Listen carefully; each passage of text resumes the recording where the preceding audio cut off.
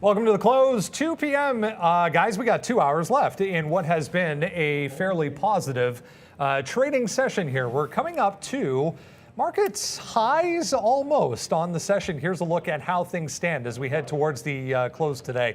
0.73% there for the S&P, 0.4 for the Dow, the NASDAQ about 0.5%. Same story here in Toronto. The TSX having a nice day, 0.5% in positive territory, 1.29 for Brazil. Back to the downside, yeah, cryptos went red. It's been a tough week for cryptocurrency markets. Here we go. Look at the individual sectors here. This big red box, top left, PayPal. 25.5% to the downside for PayPal. CRM 3%, PayC 3.8%. Otherwise, though, tech stocks actually in pretty good shape. Back in positive territory outside of those earnings names that we had today. Healthcare stocks, few individual names bucking an otherwise positive trend. Gilead there, Moderna almost 3.3% to the downside. Boston Scientific, they reported BSX 3.8% to the downside as well. Over here, consumer discretionary names, wanted to mention quickly, Etsy, eBay, negative following a couple of other earnings reports as well to the downside, including Gap, 1.9 to the downside there. Tesla, GM, both in negative territory. Netflix and Twitter, red.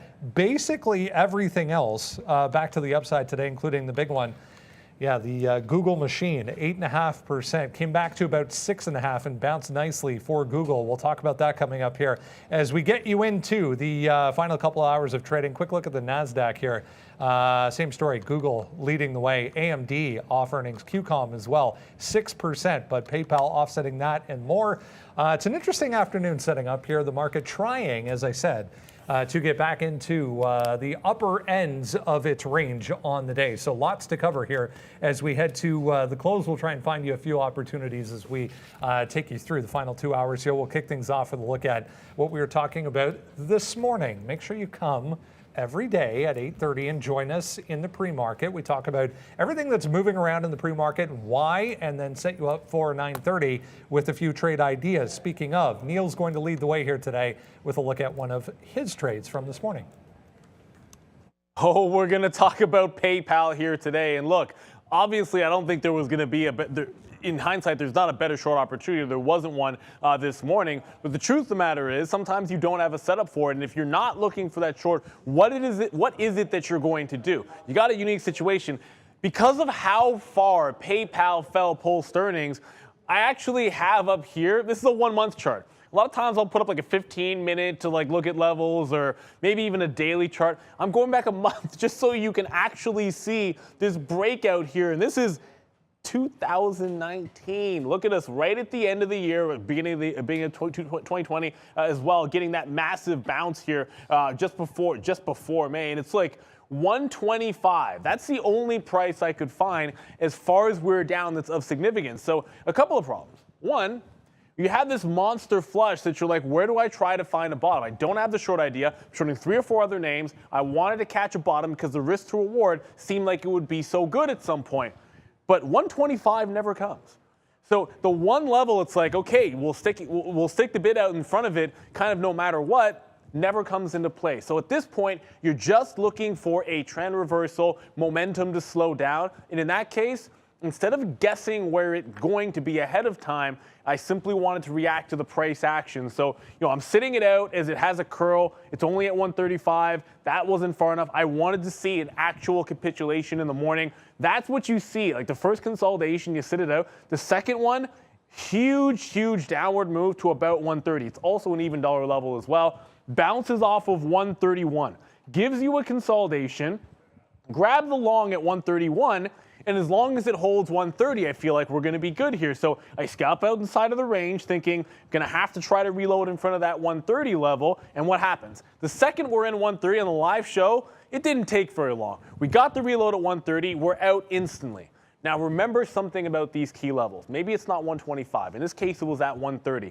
It works in both directions, whether it's fail break to the upside, trapping longs, and you want to jump into a short. Same principle here. When you're looking at a capitulation off of the bottom, you've got to be aware. If I had to stop there, and a lot of other people had to stop at 130 that were trying to cash this long, well, it might be relieving a little bit of pressure. And if that's the case, and you see it make that wick, cannot get through that next dollar, reject that next dollar, and snap back to the upside. That's the key. The bid just snaps right back. Liquidity vacuum on the break, snaps back to the 130. That's a re-entry. You put the same trade on. You've got to be able to suck it up. Yes, you just took a hit. It felt like it was going fine, and now you've given that first long back, taking the hit. Setups right there, and you've got to take your best setups. That's a fail break off the bottom. You're entering at essentially the same price off of 130, and then you get the upward move. You're going to scalp some out in the same bottom end of the range, take a couple of bucks there, and then from that point on, I actually had a target thinking we're going to get into this cluster, that 134 to 137. I said, let's let it enter this cluster, find a reversal in here, and try to get out up at the top. That doesn't happen either. At the time, we kept resisting what was VWAP here at 134. One time, pull back, hold the top end of this previous range, and bounce back to the high. At that moment, the market was putting a bit of a turn. We had gotten to VWAP again, and I said, we're running out of steam.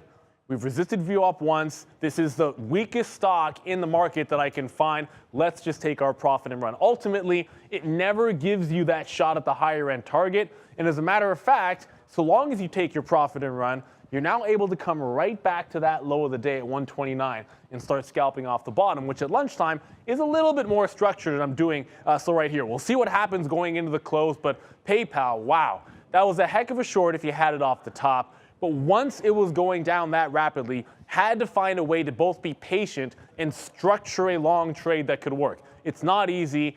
We've had losers on this. Like, I was trying to catch bottoms on General Motors that lost. But this one fortunately worked out. PayPal, what an unbelievable mover today. Yeah, unbelievable range and an unbelievable mover to the downside for PayPal. Square, Block, same thing. Pretty negative still for both of those this afternoon.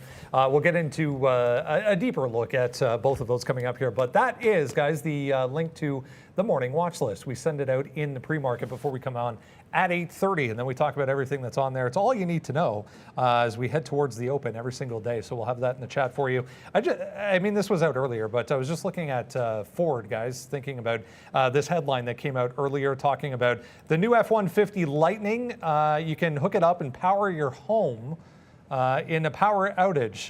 This is behind a paywall, but trust me when I say they're teaming up with Sunrun, which is RUN, on some solar technology they're going to put into the F-150 Lightning. So had some volume, just went off there through 2050, which was that last little pivot high there.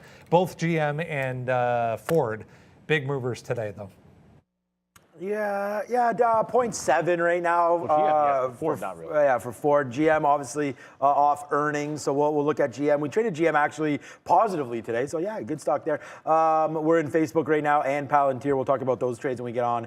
But Ford, yeah, look, Ford, a good move. I don't know when that story came out.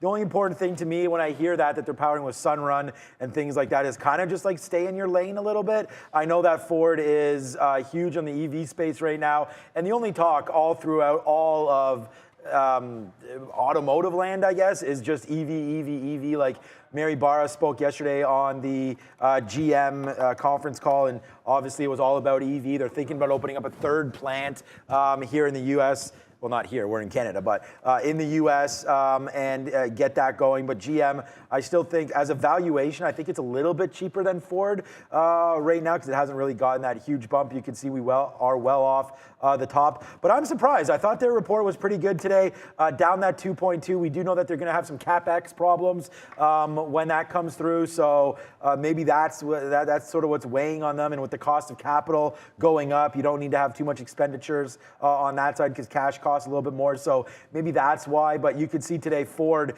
just a little stronger than GM. And honestly, I mean, this $20 has been a good level for Ford. It's been a great level off of here, 19. We've talked about this little cluster on Ford. It's definitely a good one, but don't forget where this thing has come from.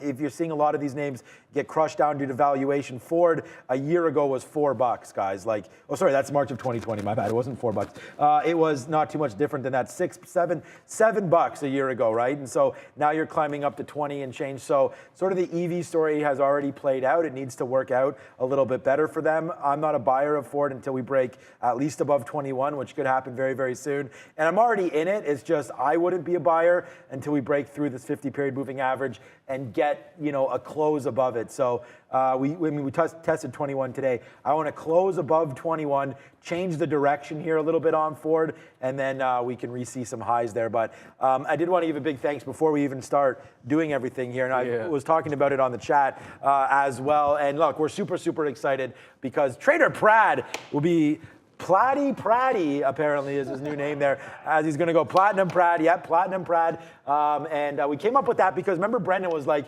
we got to get him a super crazy blonde. And I was like, Platinum Blonde. And then Arun stamped it Platinum Prad. So thank you for that. And thank you for all. We got 3,000 on the morning show. We got 3,200 or so on the market movers. So, 3 plus 3 is 6. Plus 4 more gets us to 10. So Neil will also dye his hair.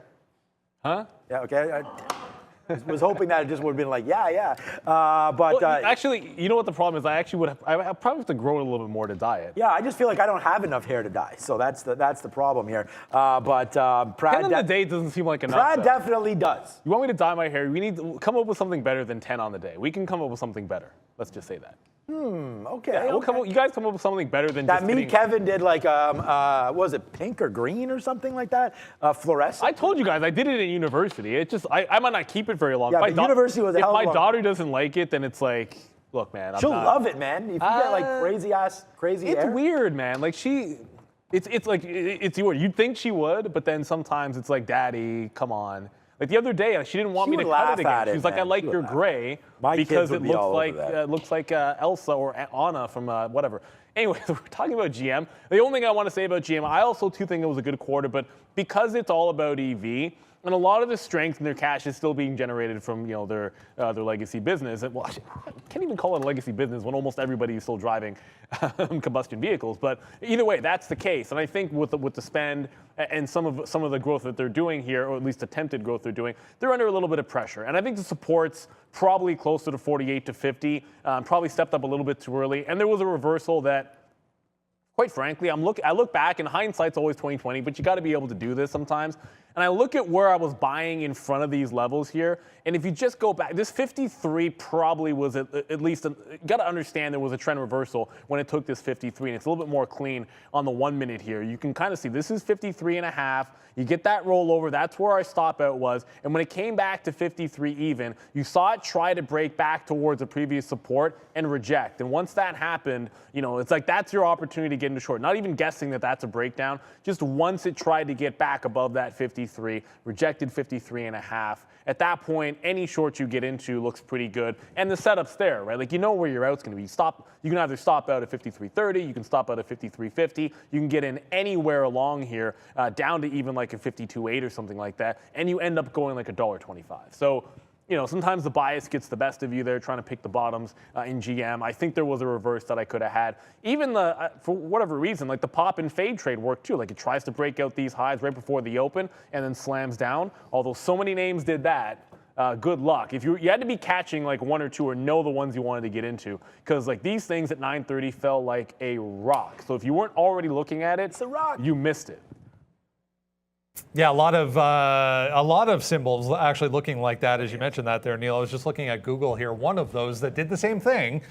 We got to, 3,039 or 3,040 almost, and got absolutely slammed. So 3,000 again gets rejected here. Just going back an hour ago, or so ago, we're back below some of these resistance levels on the daily chart as well. But I mean, blow a quarter, obviously, for Google. 20-for-1 stock split coming. It held up pretty good here today.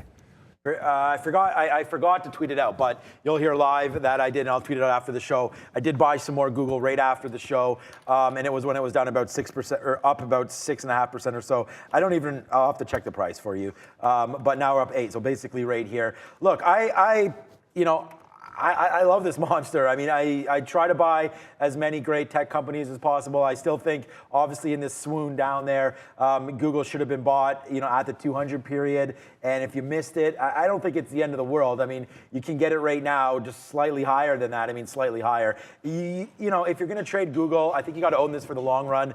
The triple split. The split here of both common and Class A and B and C shares here, I believe, are all going to be a big windfall for Google shareholders. You see it gets clocked up here today. We saw what happened with Tesla, and we saw what happened with Apple on their splits, and it just makes it a little bit easier for the little guy to buy some shares because there are psychological hurdles when it's at $3,000, even though obviously I'm not going to sit here and host a show and tell you that that matters for valuation because it doesn't at all, but it matters to people psychologically. Not only that, I believe there's also a nice little opportunity in the options game now because, again, buying options for $150 stock is going to be cheaper than buying options for this guy. So, and that's just the way it's planned out. I'll talk to Daniel Shea about that tomorrow on the show as well. As long as, is she planned for tomorrow? She planned every Thursday. So we'll talk to her and how that will affect it. I know that she likes these names. And I just feel like, hey, man, the next time we're down here, I want to buy more.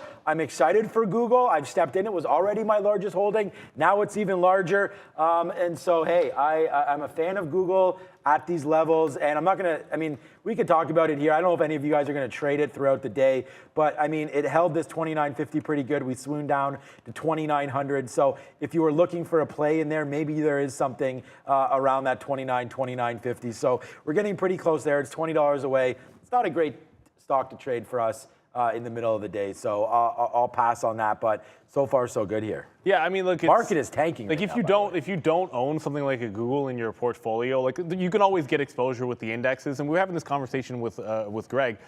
Sometimes it's just better to have for some traders. If you're just starting out, like do time buys in the market, right? Get your exposure that way. That way, if you're always buying the SPY or the Qs every now and then, you're good to go. But don't sleep on what it might mean. For Google to end up in the Dow, right? Because that's like, I get it, and Sean's right. Those are like sell the news, though, but buy the rumor. No, yeah, sell exactly. the news. Sean's 100% right about. There's no question about it. The split, the psychological aspect of it's going to help it go to the upside. But you can't wait. Like, do not wait until Google's in the Dow to have exposure to it, right? Like the speculation is now. Now they're going to be doing the split. There's time before it gets actually approved by the shareholders, and then there's time from that point for them to decide who to kick out and for Google to get in. But you don't wait for it. You saw the run the Tesla went on when it got added to the S&P. So it's going to be a similar type of event, I think, eventually for Google. It's ways to go. Like we're just in February right now, and the split won't even happen until mid-year. But still, you're going to want to make sure you get in. Buy on dips. I mean, they may not even add it to the Dow. Maybe it doesn't. They may not. Maybe it doesn't happen this. Look, I think eventually. I don't see any way of avoiding it eventually, but you're right. It might not actually happen right after the split. There are a few names that we talked about that could end up coming out of it. Brendan said CRM. I said IBM, and you said Cisco. Those are. And I was looking at it, and like those are actually the only three names that make really plausible sense. Actually.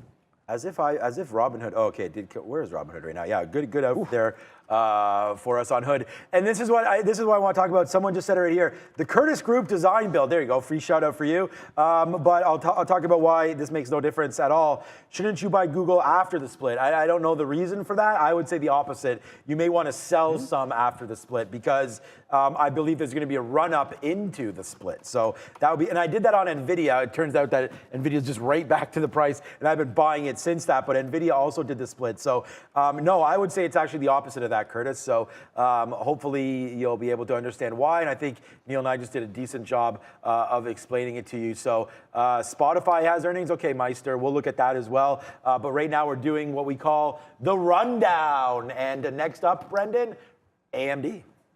Spotify to come after market tonight. The other thing I wanted to mention, guys, with the Google Dow thing, I mean, it has to be a tech stock that comes out, right? Or it would be a little overweighted on the tech side of things. Yeah, it has to be. That's why I couldn't. Your pick was IBM. IBM. Mine is Cisco and Brendan's CRM. So I'm going with CRM now because Brendan's the smartest. So, but they just added CRM. Like it's the most. Because what is the most recent tech, for sure. I know Walgreens was recent. My call is just Cisco. Cisco's been doing nothing for a long time, and I think that the Dow will eventually understand that. And actually, IBM's run recently probably might make it difficult. Because that's the thing. IBM's actually been improving and turning around, which would make it more logical that it might stay in. Anyways, we're kind of just... The Dow is the most useless index. I know. People are like, what is the Dow? You guys never of all time. We never talked about it. When was the last time we actually brought up a chart of the Dow? How the hell do you never brought up a chart have of the an Dow. index that is price weighted? Like, that's ridiculous. Like, so a stock splits and then they can't be in it, or they reverse split and they can be in it. Like, why don't you just do like what the S&P does and put the 500 best companies in it based on some sort of metric? What's crazy not is the price of the damn security. when we started trading, that was kind of like a weird thing in the market, and that was like 20 years ago, and it's still like a weird little thing in the market that the Dow is a thing. But you see lots of other programs. The first thing they talk about is like, ooh, the Dow was up this many points, and I'm like, okay, that's right. You're not. Like if you're talking about the stock market with your grandpa, then he'll be like, "Yeah, what's the Dow doing?" Right? So exactly. And that's kind of the point. It's yet here we are, older companies, but here we are as I'm going to be a grandpa probably. I shouldn't say that because my kid's only 20. Better not have a kid anytime soon. But I just jinxed myself. Oh damn. Here we go. Finish your school first, my man. Brendan, AMD. Here, guys, ends up being a pretty good fade off of earnings. A great report. We get the huge move after market all the way to 130. It opens up and does nothing but go straight down. We're back to some key levels here, though, guys, for AMD going into the final. Oh, what are we at? 90 minutes or so. Oh, I'll hit this one. I can do that for my daily chart on AMD, but yeah, like I don't know what you say about the quarter. Like the growth was fantastic. There's nothing to really pick on here, except for I suppose it's still a little. The valuation's still a little bit rich, and it is still up 5%. I'm only saying all that because I thought there would be. I really did think the same way we were able to find a PayPal bottom in a weaker stock, that there'd be something a little more obvious around that 125 area, and it didn't work out. We tried it. It actually broke and then tried to hold a 124 just below that price, and it just kept on flushing. And from there, like I just didn't really have a read, and I was actually thinking, I don't know what to do unless it breaks 120, and it just obviously never happened here on AMD. I think you're fine for the long term. Like you look at the bounce it made off of 100, right? Like I think anything in front of this at about 110, where 100% it's going to find some kind of consolidation lower. Even if it were to eventually break 100, it's probably going to, off that report, it's going to have a consolidation lower. But yeah, just the profit takers came in mass, and sometimes it's about where it's come from. And the lesson here is I was actually looking for a reversal short off the open on AMD. And sometimes, and this happened on Lucid the other day, this has happened so many times in the last couple of weeks where because I like that pop and fade, I'm looking for it to make a move up first that you can get closer to the high of the day. And sometimes you have to be willing to take it if it's gone too far off of that first consolidation. And I wasn't willing to do it. I wanted to be short with a 132 stop, and that meant not taking it at 130. I was trying to get something around 131 at the open, and it just never happened. So I ended up missing out. And at that point, it's like trying to pick a bit of a bottom. I let it try to make a double bottom, then we lost. 120 looks like a good level now, but that's pure hindsight. And if the market breaks lower, we might see that 120 and get to defend it at 3 o'clock. Yeah, I'm trying to find some shorts. We chased the long all day here today, and actually AMD is fine. We're actually up on the stock minus fees, so basically flat or down on it. But we caught some good longs there off of the 50 period there. We caught a good long rate here as well for a little bit in and out. But you're going to notice the outs are very, very quick because the way the stock is moving, it could just snap your neck either way. So I want to go over Facebook as well because we're able to make some money back on that, but we'll do that after. I'm still liking this up 4.5% today. And we talked about this real early, man. People said, why is AMD not on your sticky note? And those of you that were part of the 8:30 show, I said the answer. I said what was going to actually happen to AMD, and it's just stupid that we didn't short it. It's because I didn't believe what I said, which happens quite often. They came in today up 12%. And you could have just bought it a few days ago down here at $100. So you came in literally 3 days ago. You had 30% in the money, 32% at the highs. So, people that woke up, and even if you bought it anytime, even if you bought it yesterday, playing for earnings, you still have to sell, right? So anybody playing swing trades in AMD, if the market was going to fail like it did all morning, this is the market from when we came in today. 7 a.m., 8, 9, 9, 10, crashing down, a little bit of a build back, and now we're crashing again. So, the market wants to sell off, and what are you going to sell when you're trading? You're going to sell your winners. It's just, that's what people do. This is not like tax time or anything like that, right? So what they're doing is they're coming in, selling the right names, and capturing profit and buying it back later. So I'm actually right now looking for a long in AMD, and I don't mind sitting here and waiting to see if there is a bottom in the NASDAQ. Where can we find something long here for AMD. So a little bit of a zoom here. You got 121.30 as the bottom. I mean, 120.70 as the very bottom. So if you want to pick something up, maybe that's it. But I am not going to do that because I'm a changed man, and it needs to. I mean, you're not going to see that. You're going to be some examples today that's not the case, but I got to wait for momentum to change. So until AMD can break out like past this 123.50, something like that, and we can sort of start to get back up to the upside, then no, it's going to be a miss for me and a pass, especially with the NASDAQ fading out, looking to turn red. I don't think you can go long AMD in this environment, but if something does turn, this is the name I want to be on. If the market turns, we got to look at AMD. Might be time, I'm going to say it, might be time to look at PayPal. Because it came down here, what is this, 1, 2, 3, 4, 5 times, and held this 130, 129, 130 area, and it's starting to turn back to the upside. So, I mean, 25 is a lot, guys, obviously. eBay, a few people were asking about the eBay tie here, and it's just their agreement with eBay is coming to an end. So they're saying in the report that $600 million in potential revenue will not happen in the second half of this year because of that agreement coming to the end. So, yeah, that's that for PayPal, guys. Pretty impressive move down here. So we'll talk talk about Affirm here. So we're gonna talk about PayPal, and at some point we have to address Affirm because Affirm is just so much. You know how you trade PayPal every single Palantir every single day? Yeah. I'm kind of looking at my favorite short setup, and it's pretty much been there on Affirm almost every day. And sometimes days I'm on it, and other days I don't have an excuse for not trading it. We'll get to it and show you the chart and see how ridiculous it looks not to have gotten it at least once. But PayPal, like Brendan said, the thing about eBay, the eBay story is if that's out of the way by the second half of this year, then at some point it should be trying to react or bounce off that turnaround, and you're looking for some lows. Now, obviously, we're talking technically about trying to find a way to catch a bottom here today. And by the way, like it's making another run. If it breaks VWAP, I am trying to get out right at the same 134 from this morning. So it's a bit better of a price because this time I'm long in front of 129. But it's the same target. It's at 134. I'm no longer thinking about that 34 to 37, target range. I'd be very happy if it got past VWAP and got to 34s. But like we showed when talking about the morning trade, like we're back to where it had its monster breakout, right? So like these levels psychologically hold a lot of weight because when you have a double top like this that retraces all the way to the previous big support and then breaks right out in rapid fashion, those are usually pretty big levels. And we said in the morning show, like, I was like, I didn't think it would happen today, but I was like, yeah, that's where you want to be buying to get into PayPal if you think it's going to turn on by the end of the year, would be at that price. Now, obviously, didn't think we'd be there. Candidly, I went and grabbed a little bit here in PayPal. I'm probably going to find a place to exit some Square before their earnings to kind of make up for that because fintech's been getting crushed. But either way, I didn't think 120 would come into play. It got close enough that you almost have to take a little bit of a nibble. And it's just sometimes these names get beaten up and you got to be patient where to get in. The day trade is a totally different story. And I think during lunchtime, we've seen this so many times now. We'll end the morning show, and then the best, if you're trying to catch a bottom, the best opportunities come after 11 o'clock.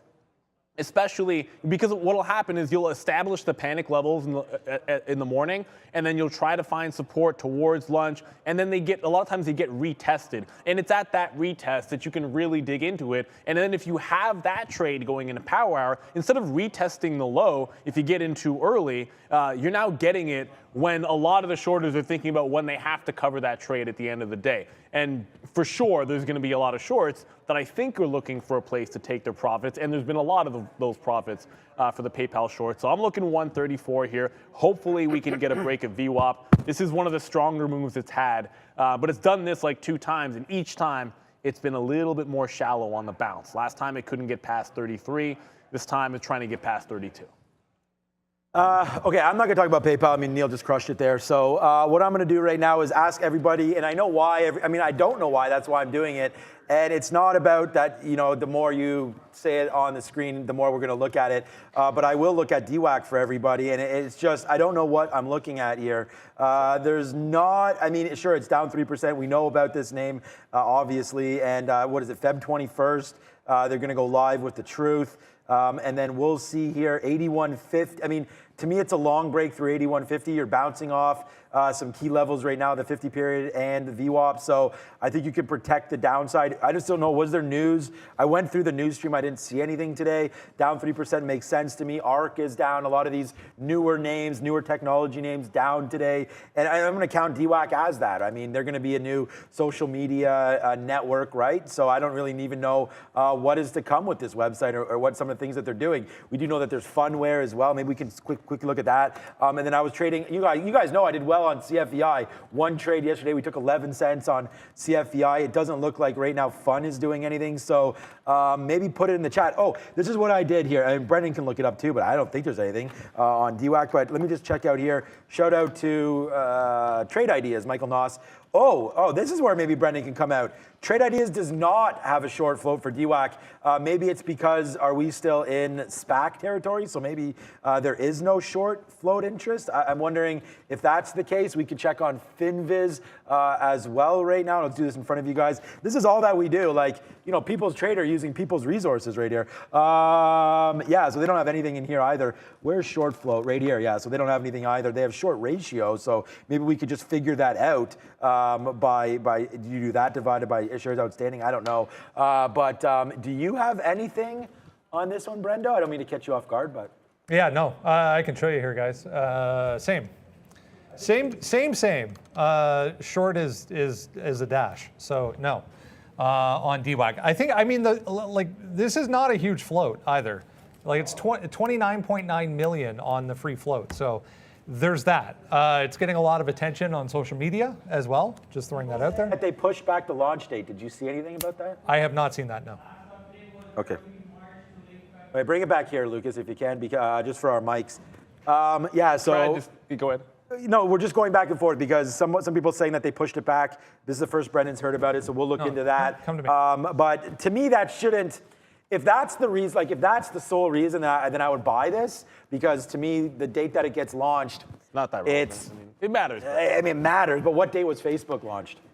You know, I mean, so that's what I'm saying. Like, you might remember the year. I'll never forget that trade. You might, yeah, exactly. That's what I mean. You'll never forget the trade. You'll never forget the year. But well, I forget the year. But you know, on a DWAC, I don't know if a month. I can actually picture like okay. So I'm actually not talking about when Facebook was launched. I'm talking about the IPO. I know you. Right.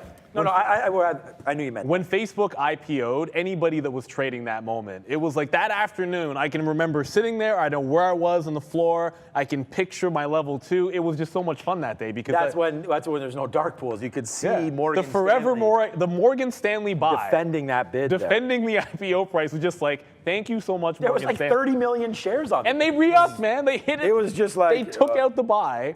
And they just said, no, here's another 15 million on the bid. Just to clear that up on DWAC, guys, there's a tweet, and this is what Pratt is referring to. There was a tweet that essentially said remember, okay, the launch date of February 21st came from an Apple App Store listing. So that was the only indication. The company never said anything that they were coming out on February 21st.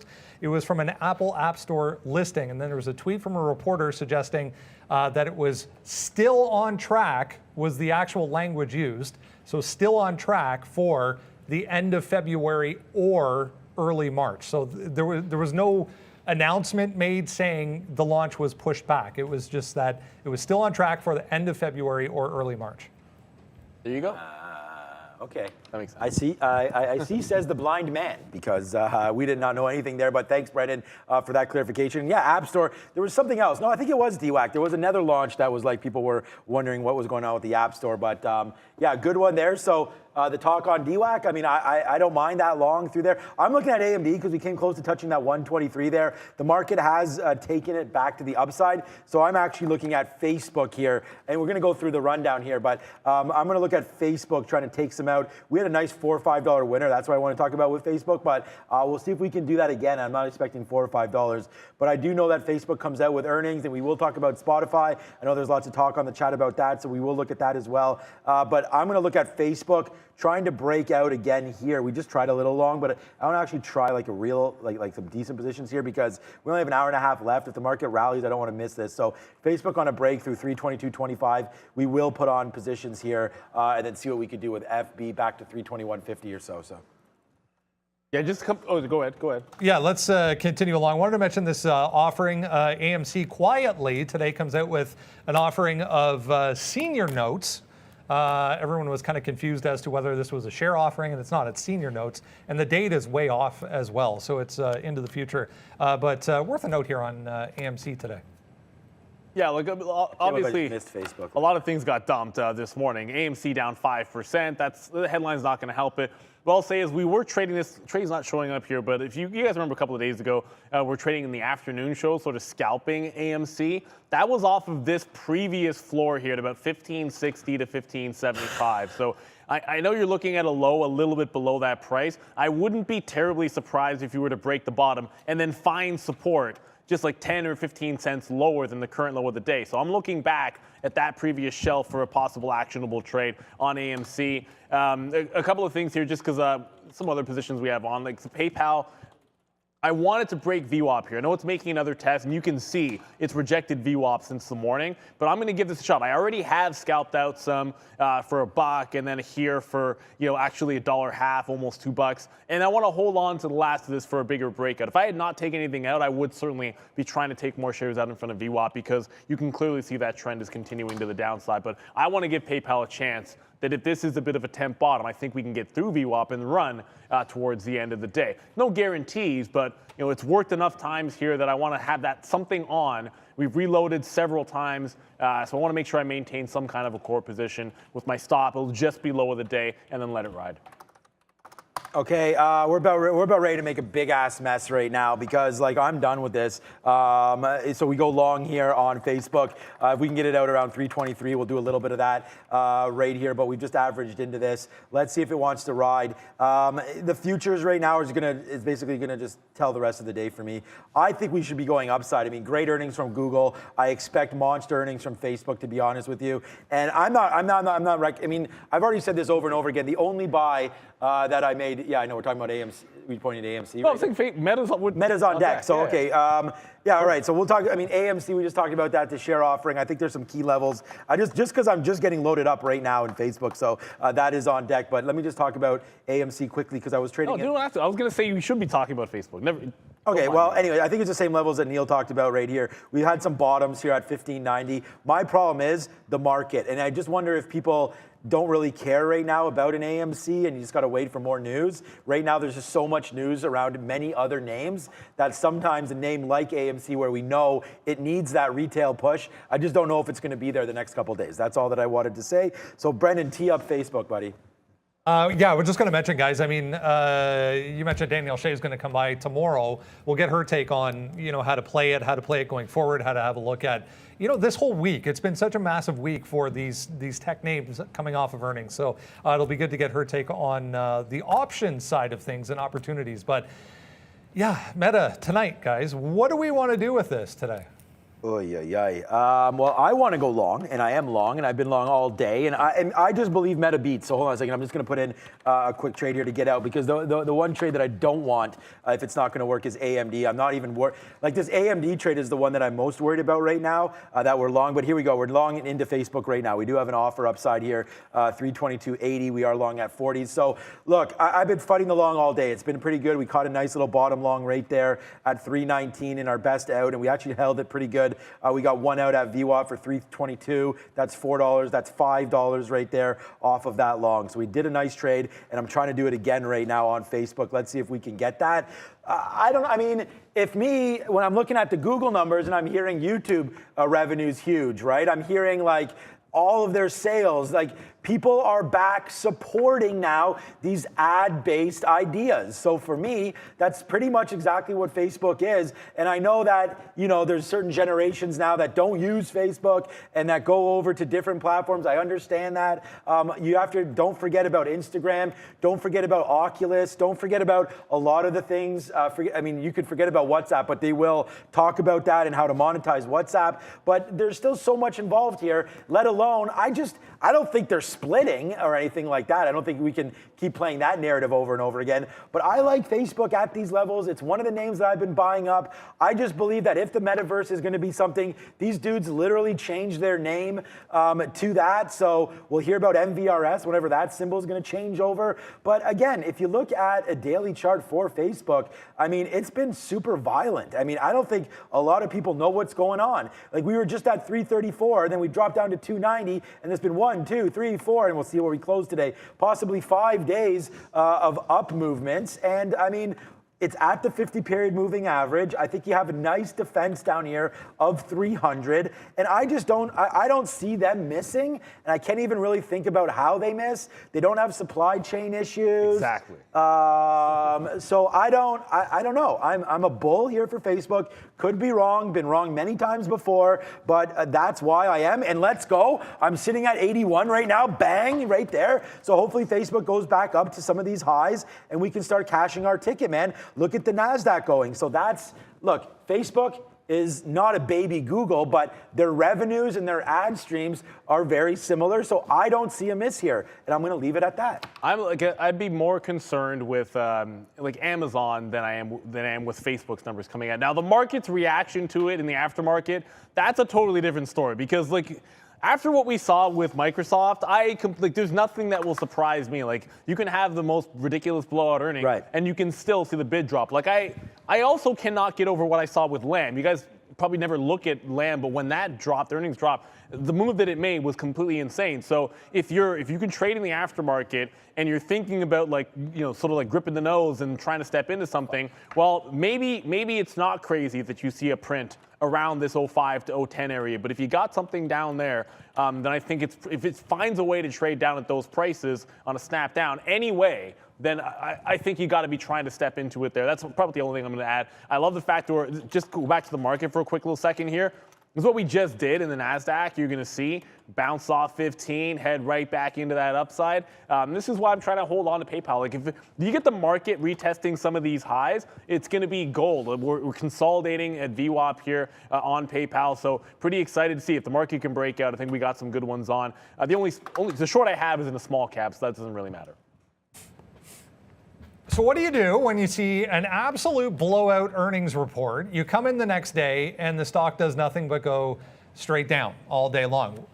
It's a great opportunity today, guys, with earnings out today, to have a look at how we can fade a positive earnings report. So we're talking about a fade trade today, in that when a company comes out with an absolute monster report and then you see the stock just go straight down all day, what on earth do you do?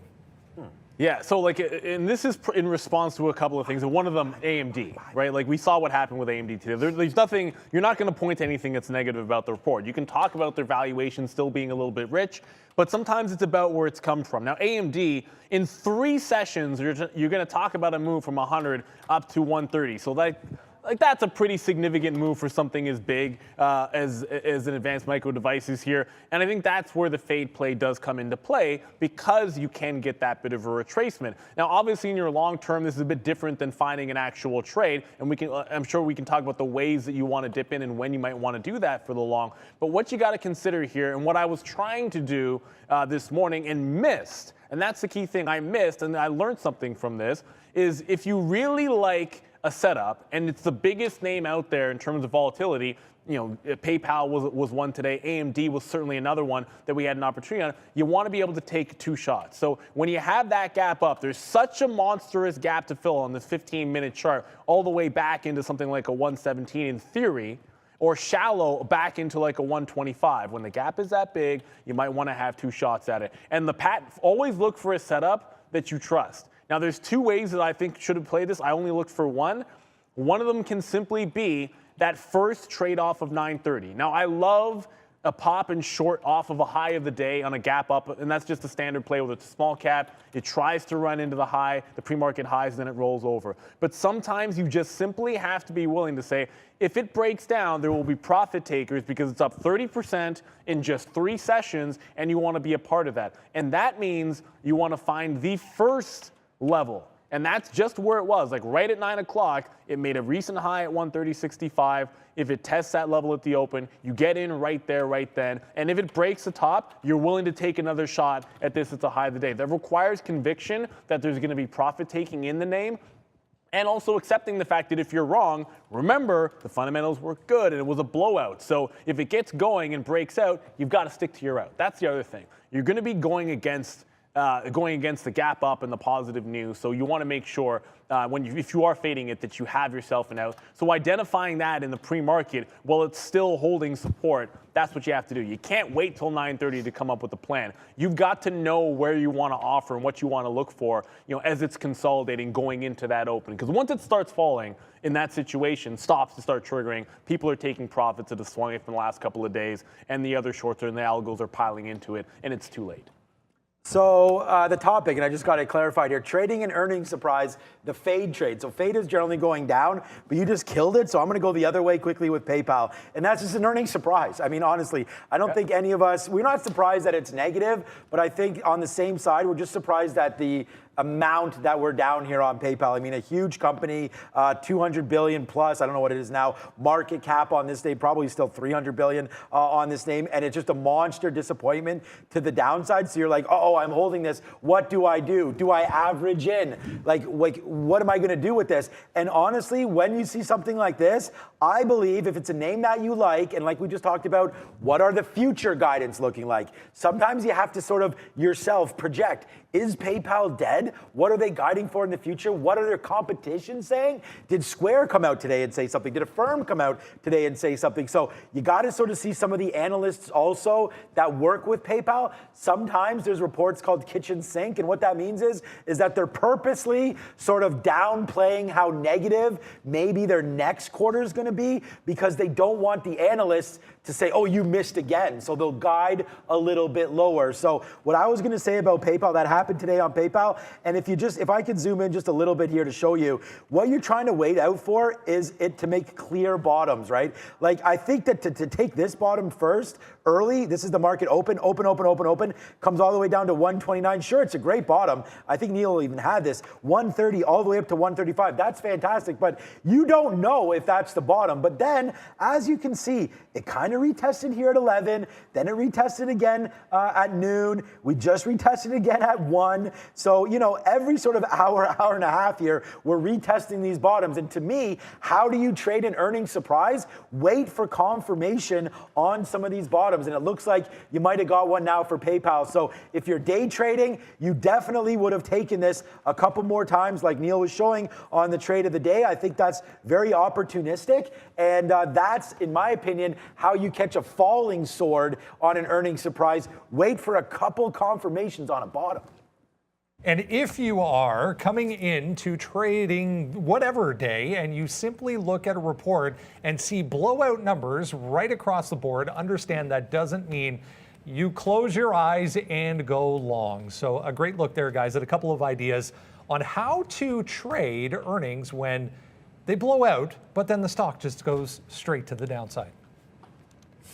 I want to mention Tesla here real quick, guys. There was a note on TechCrunch today about their solar roof panels. Apparently there's another delay, supply chain delay on solar roof panels for new installation on Tesla cars. So anyways, it was down anyways on the day, coming back to 900 here. So we held, anyways, that was the point, at 900.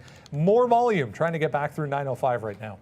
Let's go. I used to say something about Let's Tesla. go. If you trade Tesla every single day, or at least if I trade Tesla every single day, then I'm doing it wrong. Because sometimes it sets up, and sometimes really there was just nothing there. And that's the best I can say. Unless you somehow, this was the vehicle that you wanted to go short in right off the bat, when we sat down here before in the pre-market, then you can pretty much forget about it. Like I liked 880 to 885, and if it come all the way down to that 880 level, give you an entry in front of that, maybe, but it didn't quite get down to that price, so you're defending it too far away.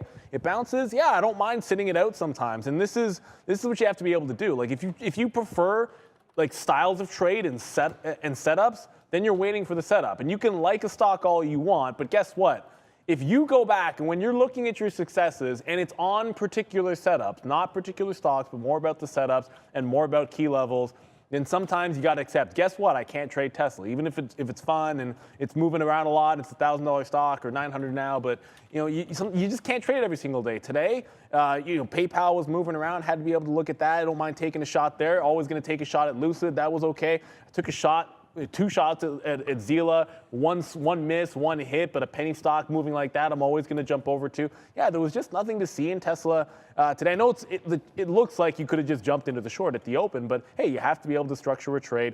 Great that we're bouncing off the lows. I look at some of these names that are bouncing right back into VWAP as PayPal is just back and forth on VWAP itself, but you see this bounce back, and we're just saying to Sean, it's like, we're up. The market's up on the day. I know it doesn't always feel like it. Yeah. Because, and that, look, a lot of that has to do with the reaction in AMD and the reaction in PayPal, but the NASDAQ's up 0.8. Google is blown it out, and that's one of the reasons why. So there's a lot of names that are strong today. I know it feels like we're looking at a bunch of names that are down.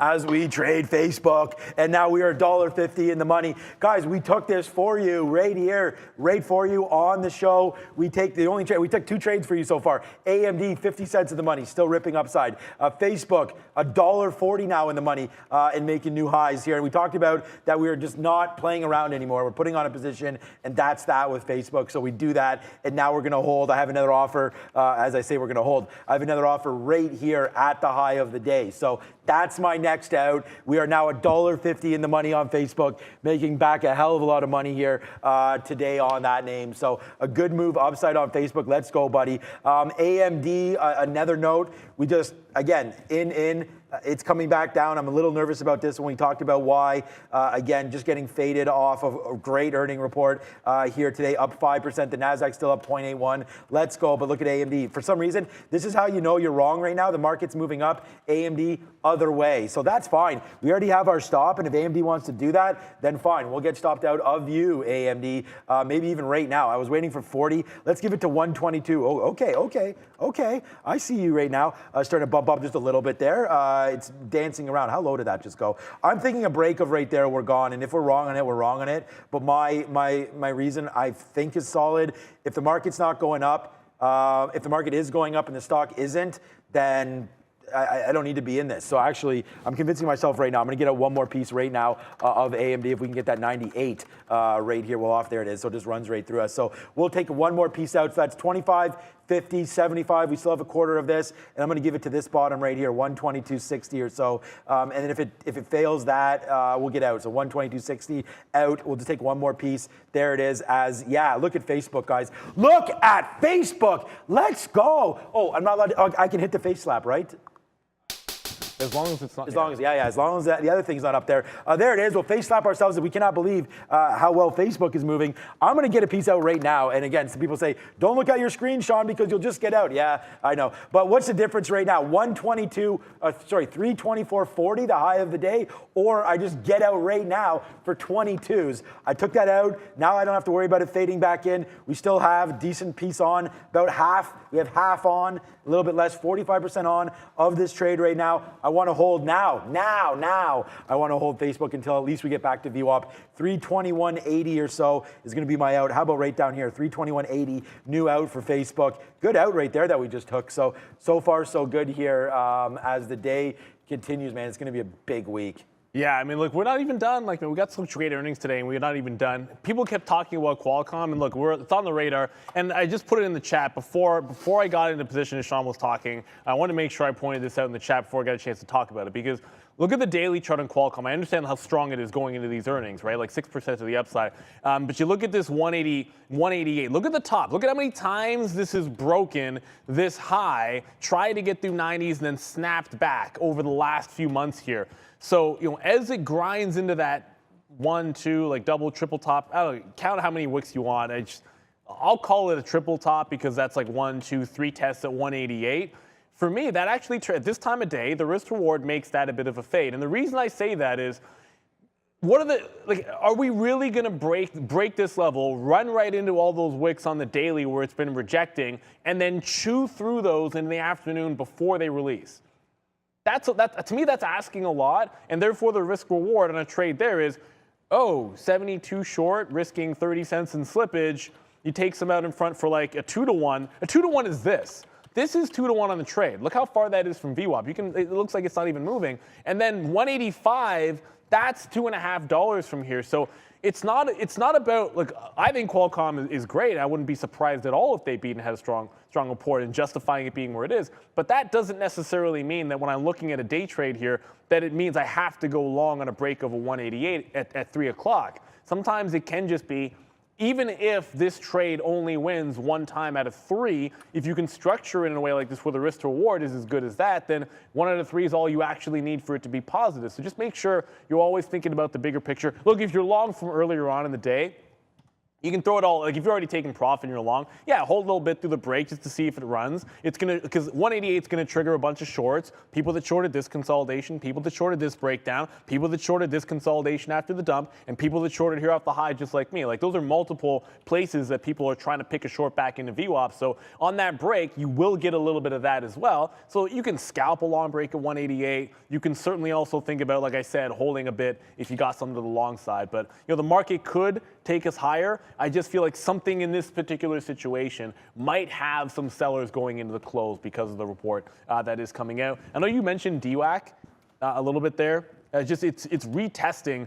There is this wick. Well, that's that break that I I wasn't watching this stock this morning to be able to see like what went on here at 82.25, but there was this capitulation candle. Like it looks like we broke this top, got through 82.50, and then slammed back down. And look at the reaction after that. So I'm kind of looking at this. Like if it does break that 82, if there's a similar fail at 82.50, you got to be able to fade it. But remember the other day in DWAC, it gets going in the afternoon, and at some point you just have to, give up on the short setups that look decent and just take what's working, which is the long. But until it gets through this it has to break this top to even think about that. And until it gets through 82.50, I'm not sure we can say that's true. Okay. All right. I was going to mention apparently that O'Toole guy for the Conservative Party's gone. I don't know. Just saw that, and we don't want the confidence. Oh, yeah, we don't want to talk politics, but I was just letting people know surprising. here in Canada. So one of the leaders gone for there. It's not going to affect the stock market, but okay. So it's funny. I just talking about it because we're talking about DWAC. Get in there and sell more to no. Yeah, exactly. I'm going to take a long. So we break through 85.30 right here. I'm not. I know Neil talked about that wick there. I'm not worried about that 82.50 or anything. Like we'll just see if it wants to go, it will go. So we'll take this trade. But the one thing I want to notice is, I'm not paying 40 cents. So like this spread right now, although it's only 25, I feel like it will open up if we get around here. So I'm not crossing up that much because I don't want to give up that much. So we could miss it, but just so everybody knows the spread. See, like here it goes. Here we go right now. Like all I had to do was mention it and it started to go. Like what? Okay, DWAC. Right now. All right. Well, I mean. What, should I say, no, I'm going to sell it? Well, they already know I'm going to buy it. So let's wait for right about here. 82.30, your boy is going to go long on DWAC. So I like that, and I'm not selling it until we at least get back into this cluster. So about $2 or so back down to the downside could come into play. So that's something that we will look at. There was another name I wanted to talk about, and I don't remember what it is now. Oh, yeah, the Playmaker. Shout out to the Playmaker. He talked about Oculus. And, yeah, I don't know if you're trying to, troll me or what, but we talked about that game where you put on the headset and you try to walk out on I don't know if I'm not even afraid of heights, Neil, but you put on this headset and you can walk out on a plank and you're overlooking the streets of New York, or I think you can pick whatever city you want.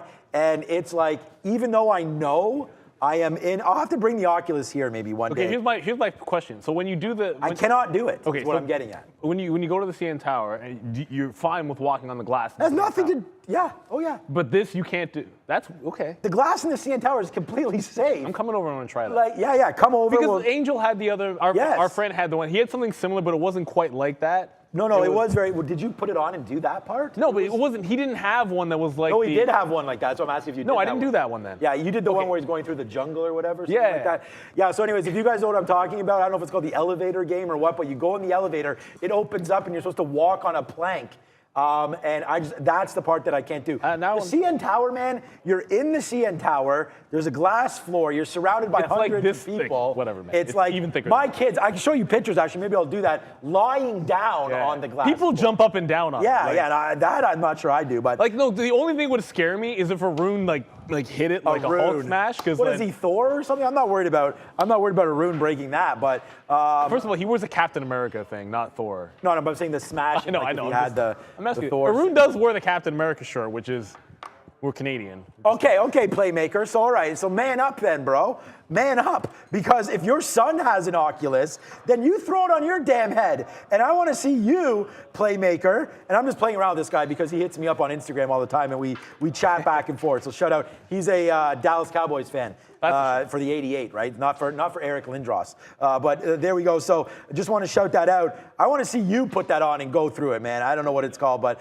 elevator action or something. There it is. I don't know. We'll see. I'll find it, and I ain't doing it. So that's that. Good out on Facebook. Back to the markets. Hi, we're Trader TV Live. But there it is right there, 324.20. We did take a piece out. That looks like it's going to be the right call. We didn't wait for 10 more cents. Felt petty doing it, but we get out, and now it's almost at a reload spot. The problem is the market, I want to see what it does right here. If the market cracks below, and then we start to, again, change. Like, look, I want to be long when the momentum is this way. I want to be short when the momentum is this way. So let's see what happens with the market. It's battling out right now, an hour to go. Yeah, and same battle happening here in QCOM. Like I could have taken 1-to-1, but as long as it stays in this consolidation, I think I want to be on the short side of that trade. So far, it's working out. DWAC was the other one I was looking at just to see, this wasn't enough for me. I know I just said like it needs to make that test and like a wick higher, but it was really up here, like 82.50. So it puts in this break at 82. That's not really enough. It's just I need to be convinced that it's actually putting a capitulation or a trap. And yeah, PayPal, I mean, it really did feel like we're going to get going here. So this will happen sometimes. Like you might be, I just put on a short. So obviously a short at the top in Qualcomm is like, maybe I think there's going to be a pullback in the market. But this is a different story in PayPal. Like I'm not longing it here at this consolidation off VWAP. I'm holding on to the last of a long. I get it. Like if the market, which the NASDAQ just failed at the highs from about midday there, and if that gets into a bigger move to the downside, then clearly you'd have to have a tight stop on something like a PayPal because it's trying to break VWAP and failing for the third time today. So this is because I'm long off of 129. Like if you're getting into it here, I wouldn't be long 132 and putting a stop on PayPal at 129. I don't think that makes any sense, but this is a bit of a different story. So, we take positions. Some we were holding a little bit longer. Some of them were intending to scalp, like QCOM. Like this, the intention of this trade is to get in, find the tight stop, get the consolidation, then see. Like if it just goes, that's 2-to-1 at 187 and change there. Because I got the 72 short. We're risking 30 cents to 188. I just got out at 187.12 the first leg. So that's 2-to-1. And now I can let it ride down. If it holds up at 186, fair enough. Like that's still good. It's still going to give me $1.50, maybe 160, a little bit more than that, and the risk to reward works. And that's just, to me, was identifying what is something that, while being strong, you'd be unlikely for there to be a wealth of buyers through the high of the day. On DWAC, a momentum play whose value nobody, who knows, right? Like, yeah, there's going to be some people with that momentum. Qualcomm, an established company, before they're going to have the earnings print, that's already up 5.5%, that's already put in, again, like AMD, like a 4-day monster rally into resistance on the daily chart. People are going to be buying the top at 3 o'clock when the market's leveling off. Like that's the kind of thing that you're looking for. Not every single stock at the high of the day is exactly the same. Like I think nuance matters, and putting those pieces together. Sure, you start with the setup, but then you start adding those other layers to it, and then some of these make a little bit more sense than others. I did mention at the beginning of this, when we came back on at 2 o'clock, AMD 120-ish could be a defense for a long if we have to take something off the low of the day. It's back into this 122 support, so that could come into play. But I only want that right in front of the low. Like that's going to be either I get it right in front of the low, like 25 cents from the bottom, or I don't want the trade. I'm not trying to lose another. Like this, when I took it this time, I was willing to risk $1. I'm not trying to have like one of those like dollar style trades with only like 57 minutes to go and AMD still trying to find some support. Okay, so this is very appropriate. There we go. I'm reloaded. I do that because I can't hear it. It's like, make sure I hear it. Okay, so there we go. We are now reloaded. A great trade on Facebook to start the show all the way to the upside. We took it out at the day's high. Couldn't be happier with this trade. And I told you we had about 30% left on that. So we'll reload it again as it comes back in to a level that we don't mind. I'm not super happy because we did break down here, but now the futures are starting to turn back to the upside. And a lot of the time, some of these stocks will help lead the NASDAQ. Not that Facebook has that much influence over this, but wow, it can't break 323. What is it doing right there? It should be sailing through this. So, okay. I mean, we just reloaded this at, what was that price? Let me give you the exact price there. 81s. So why is it not going right now? Facebook, yeah, I'm not feeling this right now. The futures just took off there. Like, look where the futures just went to. So this is what I'm talking about, just so you guys know, so we're on the same page. Futures just went to the same high that it was just at, right?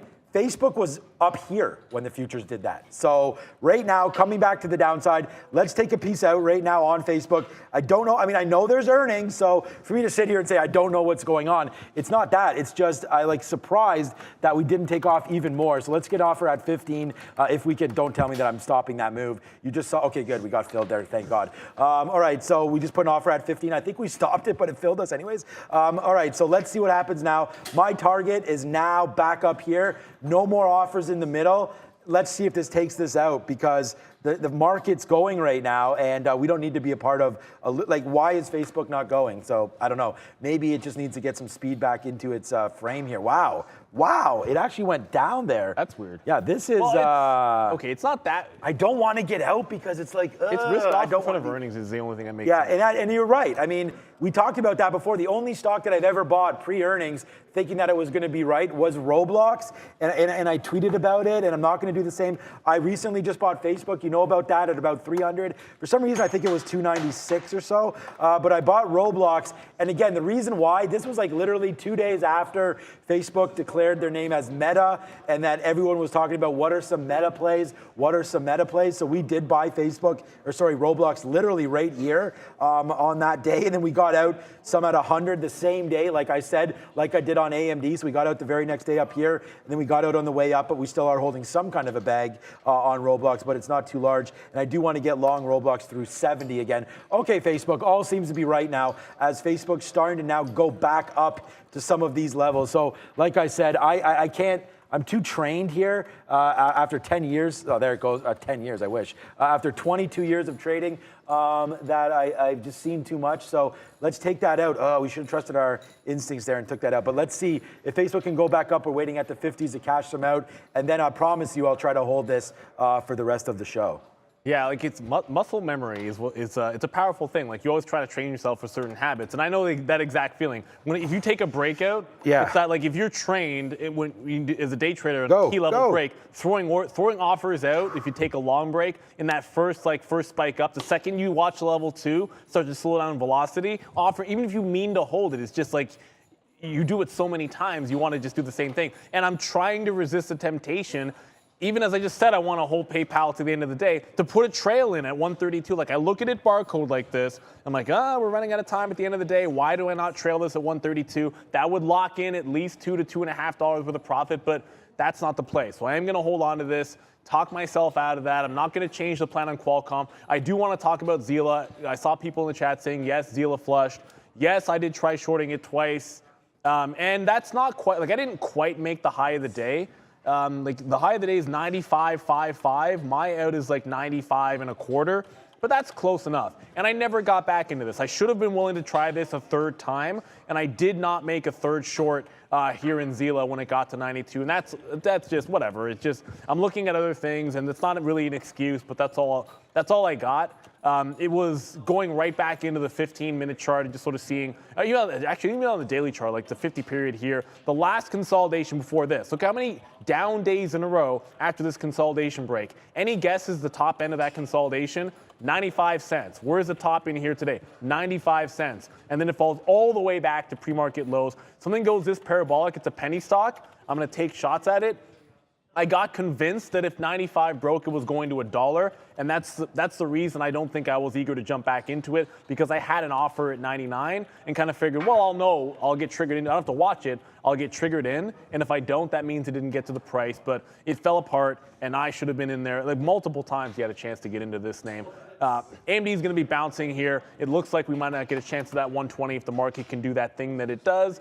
And obviously, Qualcomm, if we break back out, there's a chance I could get stopped out on the rest. Can't turn into a loser. I'm not bidding on this right now, but if it does turn at 186 on the next flush, I would probably just get it out there, take the $1.50. Otherwise, if it churns through that level and shows no bid at 86, then I'll look to get out in front of VWAP, which sits at 185. So Qualcomm short, PayPal long. OLB is from this morning. I'm still thinking it has a chance to break 220. It's been resisting that all day.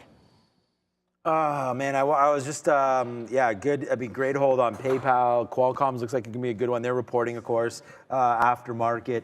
AMC is trying to go, man. We might have just bought them there. Like, I'm thinking about it. It may have, like, we can go long right now. And, this is the kind of trade that I like to do, man. I mean, share size up, level up a bit when you have some of these bottoms staring you in the face. But, I mean, I talked about why we didn't really like AMC today, just because I thought more eyes would be on other names. They did have that offering that we talked about. I don't really see an increase too much in volume off of that. But what are we on? 41 million. I mean, I don't know what the average daily volume is on this over the last 30 days or so. But you could see here, it's just hovering around. I think I would like this a little bit better at 16. So why don't we do that? Why don't we put an order in to take the 16 break? And that way, if it fails, like we don't have to take it now so that we're fighting any kind of a market move down. But, if it goes back up 16, then we've justified this. And then we have the break and the momentum upside. Unfortunately, I don't see a huge rip coming, but again, AMC always takes you by surprise. I would like it if you went long 16, and not if you did, but if I did, and was able to get this out around 25s, or noticing that view up is 1640. So let's put that bid in, and look, another one there on Facebook. Like, we did take that. We talked about getting it out again, so I have to do it, man. It's like it's in my head there. You can see we're starting now to make. Obviously, again, I don't need to tell you guys this, but we're making lower highs. I mean, that's quite as clear. We actually have both highs, I consider, right there. So pretty good trading on these two longs. I feel like I almost can't draw it up any better. We get out right here in the middle, which I think is good. We get out right on this 323, so that's pretty good out. And then we take the high of the day and we take that as an out. And then we notice that we're topping again and we take that as an out. So I think we're pretty good here so far with Facebook, but this is not another reload situation. Hellbiz is breaking. Hellbiz. Hellbiz. So go. I mean, if you want to talk about it, I don't have much to say, just other than I'm not reloading this time on Facebook. If it wants to fly, great. I have a position I'm comfortable with, and I have an out that I'm comfortable with. So right now on Facebook, let's just see what happens. If it comes all the way down here, and I get a chance to reload, I will, but that has to be far away. Yeah, so I see you guys in the chat talking about Hellbiz. Brendan brought this one, I think, on the morning show, almost right off the bat. Took out the high, and it failed at 395, and then came all the way back in. And you watch for this, and this is why I was cautious and didn't reload on OLB. Anytime a gapper like this or a runner manages to hold a breakout or those pre-market support levels, like it doesn't give it all back. It just lingers all lunchtime off of support. That's exactly the kind of thing that can get a ramp up in the last couple hours of the day, and that's what happened with Hellbiz. It's just rejected it went to 405, so I'm looking for a short entry because shorts were just pretty cheap, and the risk to reward can make some sense if it consolidates here. But that's exactly why I was cautious with OLB, and I want to show you this name because I've been sitting in it as well.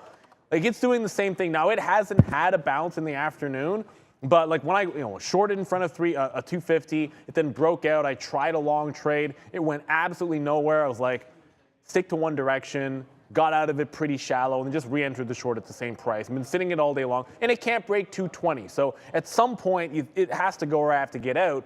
But that's what you're always cautious of. If this grinds higher and makes some kind of a volume spike, you don't want to be shorting it into this lower resistance because that setup says it could easily take the high, just like we're seeing on HLBZ. And ultimately, this might not give me a pretty clean entry here.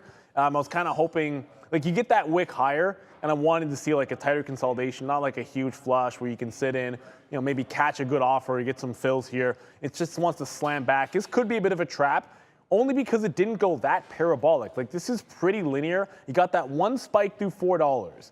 And I'm going to think, I'm going to say, you know what, I'm not going to take this. It feels like a little bit like a trap, right? Like you get a volume spike through 4, but it's a linear move. It's not like it's sitting there grinding against a lot of people. Nah, it's just gradually going to the upside, makes it to $4. And maybe there's a few people that went long there, but that's not an overwhelming break. So I'm going to actually sit out Hellbiz. There's a few other fish that we can definitely look to fry. One of those I think was going to be DWAC, so I want to make sure we're checking back in on it. It's going to try to make a higher low again. You got the 80 support, you've got VWAP up here, which does set this up. Like, look, we're making higher lows, we're making higher highs. You're grinding to try to make that breakout. You've seen what this can do at the end of the day. I know it's down on the session, but there's still the chance that we can get that break. I think it has to be through 82.50. Now, I know Sean was looking for some prices a little bit lower than that, but I need to see it through that 82.50 for it to really try to go. And then I said in the chat a couple of minutes ago, I'm still in PayPal. I want to hold it till the end of the day. And I had to resist the temptation not to have a trailing stop off of this level. If I had not been more aggressive taking it out, 130 and a half, 130 and a quarter, 131 and a quarter. If I'm not taking those outs down here, looking to constantly rinse and repeat by jumping back into the bid, I totally get it. Like you should be looking for a trail here when it cannot break this consolidation to get you that next level up to 134. But I've already taken the bulk of the trade out, and it's not necessarily like making an excuse or anything. It's just that was the plan the entire way. I wanted to hold that last little bit for more of a home run style play. Of course, I acknowledge the fact that we break down here, the futures don't get through the high, and you can retest that low of the day. And you have to make those judgments. Like instead of deciding when it breaks that level, what do? I multiple times was not just saying it and looking at it, but reaffirming, no, this is still my plan. I'm not seeing anything that's going to change it. So that when it goes through that level, I'm not really second guessing it. You don't have to worry about the decision. Either you have the trailing stop or you don't, and you don't wait till it's here to make that decision. I actually think you're making that decision as it's breaking out, or even as you take the trade, or even as it's trying to take out the top here. Maybe you make that call as it's taking out the top, but you don't want to be put to the decision point. You don't want to be making your decision when the stock is at the decision price. You already want to know what you're doing, so you can either just sit on your hands or you can execute. You shouldn't be worrying about what you're going to do in that moment. You train yourself. That's what an athlete does. They're not just sitting there going through what they're going to do. Nah, man, like Peyton knows what he's going to do when he sees that coverage, right? So you want to do the same thing when you're trading. Speaking of that, Qualcomm is continuing to hold above this 187. Now, because we're still grinding downside, I feel pretty good about it. But if we make another sharp spike in here at 186.80, then that one's going to put me on a little bit of notice that it might get that absolute flush. Still at the high of the day, super strong stock. Brendo? Just working through a couple of things, a couple of stocks that are set to report tonight. This is one of them. Merck, guys, trying to go here off of 82. So a little volume alert there on MRK, starting to go back higher. Was there news on Merck there, Brenda, or just No. Just volume spike? Okay, right there. Yeah, we'll go. Oh my God. Because there it is again, man. Unfortunately, I wasn't sitting here, but that was a great spike up into that level. I wish I would have had an order here. I left an order at 63 bid. We didn't get filled there. And then it just ripped up again. So another win for us on Facebook as we're trying to hold these shares. But again, I came back and I sat down and saw that spike up and was like, oh God, I got to get something out in case it does retrace back down. But we were waiting for a reload at 22.63 and we just missed it. So it doesn't come down and fill us. But here we go. Let's go, Facebook. No more outs now. This time it's not. I'm being serious. We do not have an offer now. So hopefully I can just close my eyes, look at this again and see where we're going in about 20 minutes or so before imbalances come out. And then hopefully we'll go up to the upside. But it's been a good trade for me today. 61 fills on Facebook, plus a couple more coming. So we'll be at like... Something happened to AMC. Probably 70. Something happened to AMC? No, well, I'm asking. Don't even. Because GameStop rolled over $2 here just now. Okay. No, but look at GameStop. Volume spike, and it just broke to the low. Now down almost 10%. So, look, GameStop, we see this. So sometimes you assume, oh, news must have just dropped. This is a kind of stock that probably doesn't actually have to have news to put in that kind of a candle. I'm not saying nothing came out in the last couple of minutes. All I'm simply saying is you don't assume with a name like this when you get a capitulation candle or even a breakout that necessarily something crazy has happened. But yeah, it looks like it either got close to SSR or now is SSR. But this is another one. Multiple day rally, double bottom from some of those lows that we saw back on the 24th. Double bottom at 88. Comes right into obvious resistance. Like, look at the rejection. This looks like a ridiculous short at 110 because the consolidation here is at 114. But trust me, this thing was falling like an absolute rock that day, and it was absolutely you just had to have it. But either way, GameStop goes right back into that same level this morning. Rejection yesterday off those highs. And then at the open, if you weren't sitting in it or looking for a really tight stop trade, there was almost no chance of catching it until it had already dropped $5. And here we are breaking down towards 100, which could come into play before the end of the day here.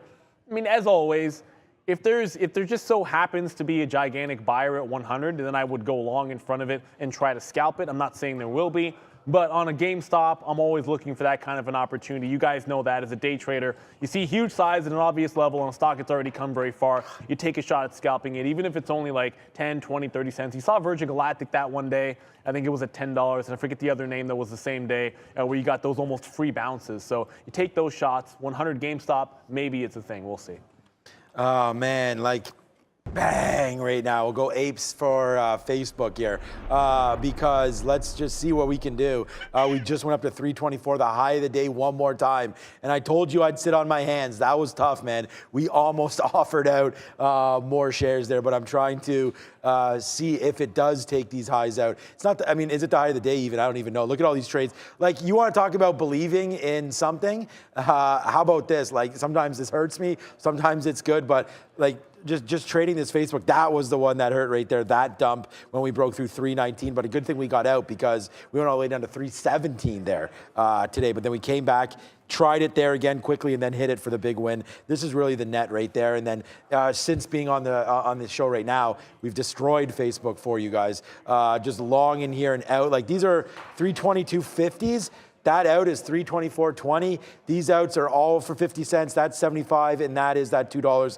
And now we're going back in right now at $322.80. It's at $324.20 right now. So we're now $1.50 in the money as we say, let's go Facebook, let's go, because Metaverse will take us to where we need to get to right now. We were long AMD as well. AMD, a positive stock for me today. So yeah, sir, we'll ring the register on that one as well and just hit this. As tech has been good for me today. For sure. 1% just now on the NASDAQ. Yeah, there it goes. Yeah, look at the NASDAQ. Like, everyone's doom and gloom today. Depends what you're trading, guys. It's up. I mean, NASDAQ is up. I mean, what's down? Clover, we talked about how bad that stock was. All the marijuana stocks, bad. But that's why, man, just buy the best. Like, I stepped in. Don't talk trash about Sundial, bro. Come on, son. I'm talking trash about Sundial. I don't even know what Brad said. But yeah, right now, guys, like, I bought. What stock? Yeah, exactly. Oh, Bruno. Prad's on the good now. Don't talk about Bruno, Prad said. So this is catching on here. Prad, don't forget that I that's my thing, bro. Yeah, that's fine. Okay, so, but don't, please, guys, do not talk about Bruno. That's like bad if you're going to do that. But okay, so let's just talk about something else. And now I've lost a train of thought. Oh yeah, Google. Like I said, the NASDAQ's up today, right? Google up 8.5. I bought some right when we ended the show. So I'm going to say, like, it was great because when we ended the show, it was like right here. So we got some right in here on Google. 29, I'm going to say 29.30. I'll get the exact price after the show. It's only $50 up from here. It's not like it's, wow, what a great buy. But I want to buy high quality names that have shown their face. Like, Google showed us what they're all about. They talked about their future. You know, they talked about bigger and better coming, like guided forward. Great numbers from Google. And yeah, like, buy the best, man. Like, I don't need to chase down some of these crappy companies. So we're going to sit in that. And on that note, Facebook just now in the money, $1.80, and then dropped. So I'm now thinking like, am I going to stare this in the face again at 325? I don't know, man. I mean, we're long right here at 322. So this 325 is a good take for us. But again, I think they're going to have a monster Q. So let's just wait for it. I'm not going to get it out. If it fades back in and I lose on this, then hey, that's just horrible. But we'll see what happens here for Facebook. I want to hold this long. Yeah, so I saw someone just ask about Amazon. Come on, Daily Chart. Don't do it to me. Amazon, I know we're getting Meta, Facebook earnings. Amazon's the one, and we talked about supply chain and who has those issues and who doesn't. And obviously Amazon can fall into that other bucket. So it might not be quite as strong, I think, is what we've seen from the other FANG names. I still like them. I just feel like, I think you're stink bidding and for sure waiting around until earnings drop. And if it can hold that 2,700, that's been a good level. But this has been a name which has been barcoding for quite some time and has a history of doing that. So when you get those drops, a lot of times waiting for, go back further, Daily Chart, a lot of times waiting for an actual confirmation of consolidation is an easier way to play this. Because once it does that, you suddenly get these like 10% opportunities in Amazon. That's just how it's been trading. So you almost want it to establish a level. It's only tested this one time since breaking down. We've only had one test at 2,700. So if they come down and retest that price level a second time, hold after earnings, then maybe you've established that level and can start playing that game. Because 27 to 3, you can maintain a core position while taking 10% scalps on a name like that. So I think you're a little bit more patient with an Amazon that's going to throw that out there. And what was the other name I was going to look at? We were just talking about GameStop. And then AMC was also at that low of the day. It didn't have the, whoops, that's still Daily Chart. It didn't have that spike that GameStop did. It's trying to break that low. It's getting a little bit late. I wanted to play the, buy the bottom on AMC if it could have held that 1560, but a low day break at about 330, that's not as enticing. And you throw in the fact that GameStop just did this going into that. So I know I said at the beginning of the show, when we talked about AMC in the rundown, that I liked some of those levels just below the low of the day, meaning it could break the low, hold 1560, and then you try to get it if it held 60s and get back in at that 80 level. Not going to be doing that. Not when we just had that capitulation in GameStop. Not when I found what I think is a good short in Qualcomm here. So I'm going to ride with that one going into this close.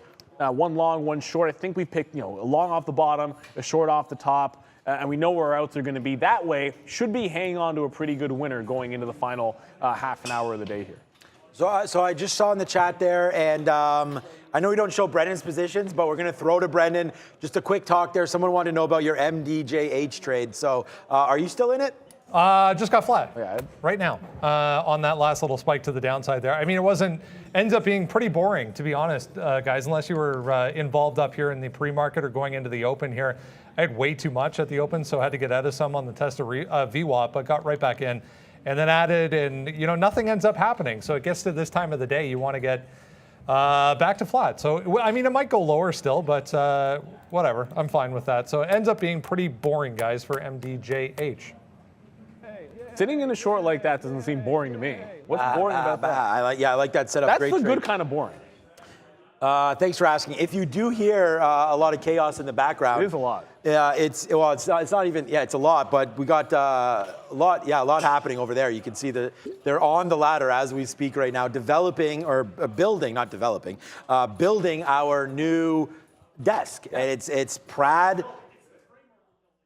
Yeah, right. Yep. The framework they're building. So we have, I don't know if you can sort of see in the background, all of the, like this is all, prime stuff here, man. Like, you got to drill into these racks. They hold the lights. They hold the power. You could do pull-ups. There they are. Those are and that's like right beside us. So like if that ladder tips over here, we're going to have a huge bunch of fun on the show real quick. Yeah, shout out to Rob and to Mark. These guys have been working tirelessly for, I think, 3 weeks probably. I don't know.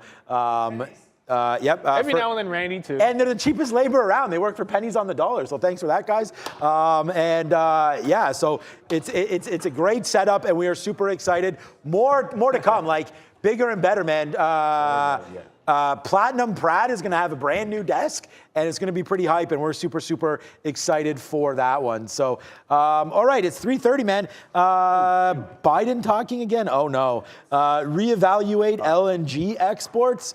All right, well, that's just He's talking energy here. So we can find out what's happening with some of these names. We go over to XOM. There is literally LNG as a symbol. They got a downgrade. XOM, I think, they had a monster earnings report, right? So XOM just was crazy. Look at this earnings report there. I don't know. Is this what you guys are mad at me, Kevin, for? I think he was saying to sell or something. I don't know why everyone was so mad at yeah, that's that dude. What was going on. I want to maybe we'll get me, Kevin, on our show because we're the best show, so we should have but now that I just said that, he probably won't come on. So okay, but anyways, up here, $76 XOM, a monster. If they got downgraded today, then it's not really showing. They're only well, maybe they did. Yeah, stocks, these are getting downgraded all the time. And the reason why, if you get downgraded off of a run like this, it's just a valuation downgrade, and I don't know. We could be wrong on this one. Neil just bringing that to our attention now. But, a big move up for XOM. You have to be, as a shareholder, I don't know if there's ever been a time that XOM has done this. And I'm going to say ever in the history of XOM, honestly. I can't think From of it. $60 in January 1st, up to $80 in a month on XOM. So that's a monstrous move, man. 30%, 35, 40% to the upside here, 82 being its top, an absolute monster move. I'll make the correction. So it was yesterday that LNG got a downgrade. And you were making the point about Clover, right? LNG got downgraded. Right, so you're making the point about Clover this morning. LNG gets a downgrade yesterday and is breaking out of the highs today. Right, so right. Yeah, but to your point, you're absolutely right. We've been looking at the markets a long time, and it's been, oh my goodness. What is it with this? Yeah, you get it wrong the first time. And you don't see moves like that in an XOM. It's absolutely monstrous what we're seeing. I'm trying to pull up CVX. Thank you. But these names, it's been a while since they've been making these breaks. Maybe some of it has to do with ESG, but they found, I guess, they say they found religion getting on board with restructuring, changing the nature, and you get the breakouts. Some of these. The CVX they found religion.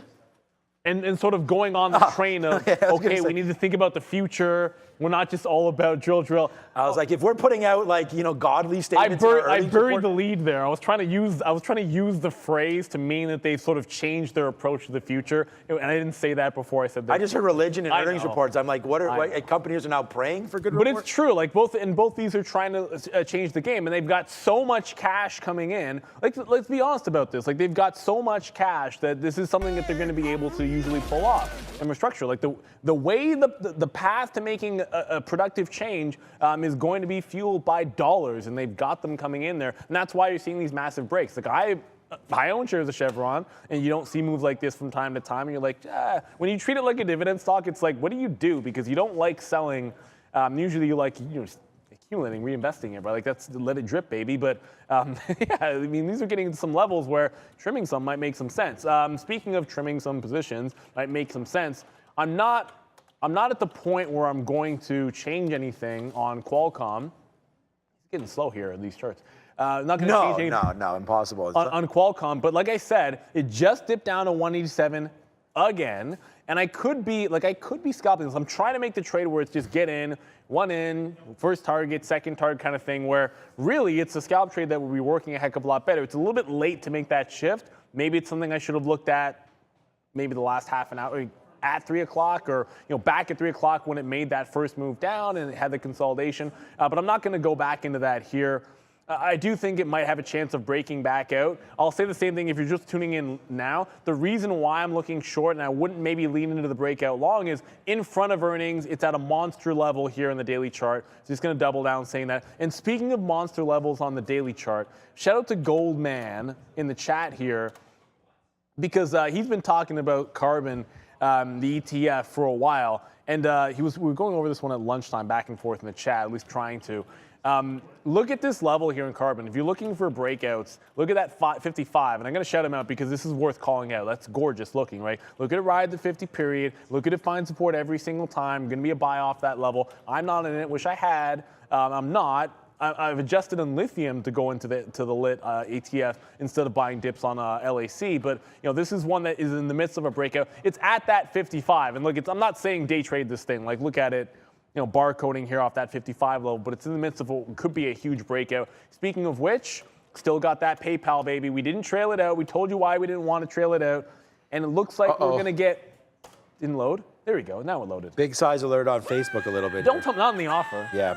Why, I want the market to run. And look, I was about to celebrate. Look at the candle on PayPal. I was like, yeah, PayPal, boom, it's about to break out. It is. And then we put in this like retracement. I still think we got a shot here.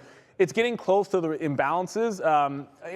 I have stops at the high of the day on Qualcomm, so if it breaks 88, I'm fine. It's PayPal I'd have to make a decision on at 350, not Qualcomm, because Qualcomm either takes out the high or it doesn't, right? Like, that's very simple, and I'm short pretty much right in front of it. PayPal's different because I'm short all the way back from, I'm long all the way back from that 129, and I will have to make a call in the next 15 minutes. It did just look like it was about to break out of this 133 area at the top and then give us that 134. And then, of course, the immediate reversal as I was about to celebrate. Don't count your, you guys know the phrase. I'm not going to say it again. Yep. So there was it was a 700 on the offer here at 60, but it did get taken out, but it didn't run after it got taken out. So we are a little bit nervous. We did okay on Facebook here, but I said we wouldn't do it. But we tried it one more time. Look, like this is super choppy right in here, so that's why we're very, very nervous. I do have an offer right here at 324.20 or so to get out if it does, just a piece of it out, if it does come back up to this level. So there's the reload. We're still long. We're still in the money 50 cents, but we're going to get out if we break through 6.9er on the bottom side here. So 322.69er we'll get out if it does break that at the bottom. And we're just using... I mean, the bottom here, like normally I would use 50. I just don't, honestly, I'd rather just get out. If it's going to take view up, I feel like it's going to drop down. I'm kind of getting it in here. And we took it at 80, so I'm going to give it a little bit lower than that. And part of it is just that's what it is. So we'll wait on Facebook to see if that one wants to work to the upside. It may not. Remember, we have we have imbalances coming out, big earnings coming. Eli Lilly, I think. Okay, so I recently bought Eli Lilly, not recently, but at 240. Okay, so it's 250. So basically right here, we bought some Eli Lilly. We put some money to work. You guys know, this is before we sold Apple, which is a mistake, but Eli Lilly right down in here, we bought some, not during this. It was the last couple of days, so last week or so. That's why I'm saying 240, right at the 200 period. It's moving up. They have earnings. Remember, they're going to flow with the Alzheimer's, so they have a big drug in the pipeline, Alzheimer's, and I think there's one more, but again, it's supposed to be a game changer. I know it wasn't Biogen. It was one of them. Was it Biogen? It was Biogen. Yeah, it was Biogen. It is Biogen. This is what. No, not tonight. They came out and got killed. I think it was Biogen where they're. And Lilly's drug is not under concern. Like that. Yeah. I wonder if Lilly's drug not as much. Not as much. Is a concern, but no, it wasn't. No, because there's the move up. What was that name? It wasn't Biogen, was it? Must have been something else. Something crashed on that. It wasn't. They remember they were going to get bought out by Samsung. Was it Biogen? I can't remember who it was. But anyway, I apologize. I was trying to do two things at once because someone in the chat asked me about this ETF. And I was answering in the chat, but it was Maybe it was Bio. I'm pretty sure it is Biogen, but. So where was the dump? I mean, it was just a couple. I thought this is the daily chart on it. I don't know where it was, but it did take a big dump down one day. Maybe it was just here. Maybe it was this day. This had to have been the day. 250 down to 217. Okay, so it was Biogen. So what I'm just saying here is that they got hit. So this is the thing about Eli Lilly. So just give me a second here. They got hit that the government won't support that drug as much, and then if the government's not going to do it, I'm guessing insurance probably not going to cover a big part of it, let alone if you even have insurance in the U.S. So that dumped down, but look what's happened. It made that bottom and it's bouncing back off of it. So that's why I think that, and from all reports, and again, I'm no doctor, I don't have any inside information on this or anything like that, but if Lilly's drug misses, I still think that if you look by Biogen and how bad that went down, I think it was like 17, 18%, you're just going to retrace back into here. And we're not expecting this to come out anytime soon. I'm just thinking that, if there's something bad, Eli Lilly probably floats down here. But if it's good and the results come out positive and they get good headwinds from this, then I'm thinking that we can at least get back up to here. So I'm a buyer of Eli Lilly, not before earnings or anything, but I've already bought it and it's a name I want to get longer in. You got to keep in mind, like the reason why you like Lilly over and the reason ultimately, it's the same reason why I prefer Pfizer to Moderna. It's like you get some of the upside, and maybe it's not as much from just a pure return perspective, but you also get the backdrop of a more solid balance sheet, pipeline, and all of those things that come with owning an Eli Lilly. And that's why when Biogen gets weakness, to me, it's like, yeah, Lilly makes a ton of sense there. The question that I was sort of talking about answering a question in the chat. Someone was asking about a Vanguard information, like IT ETF, and I was sort of saying like it's a decent one, but they own a lot of there's a lot of Cisco in it.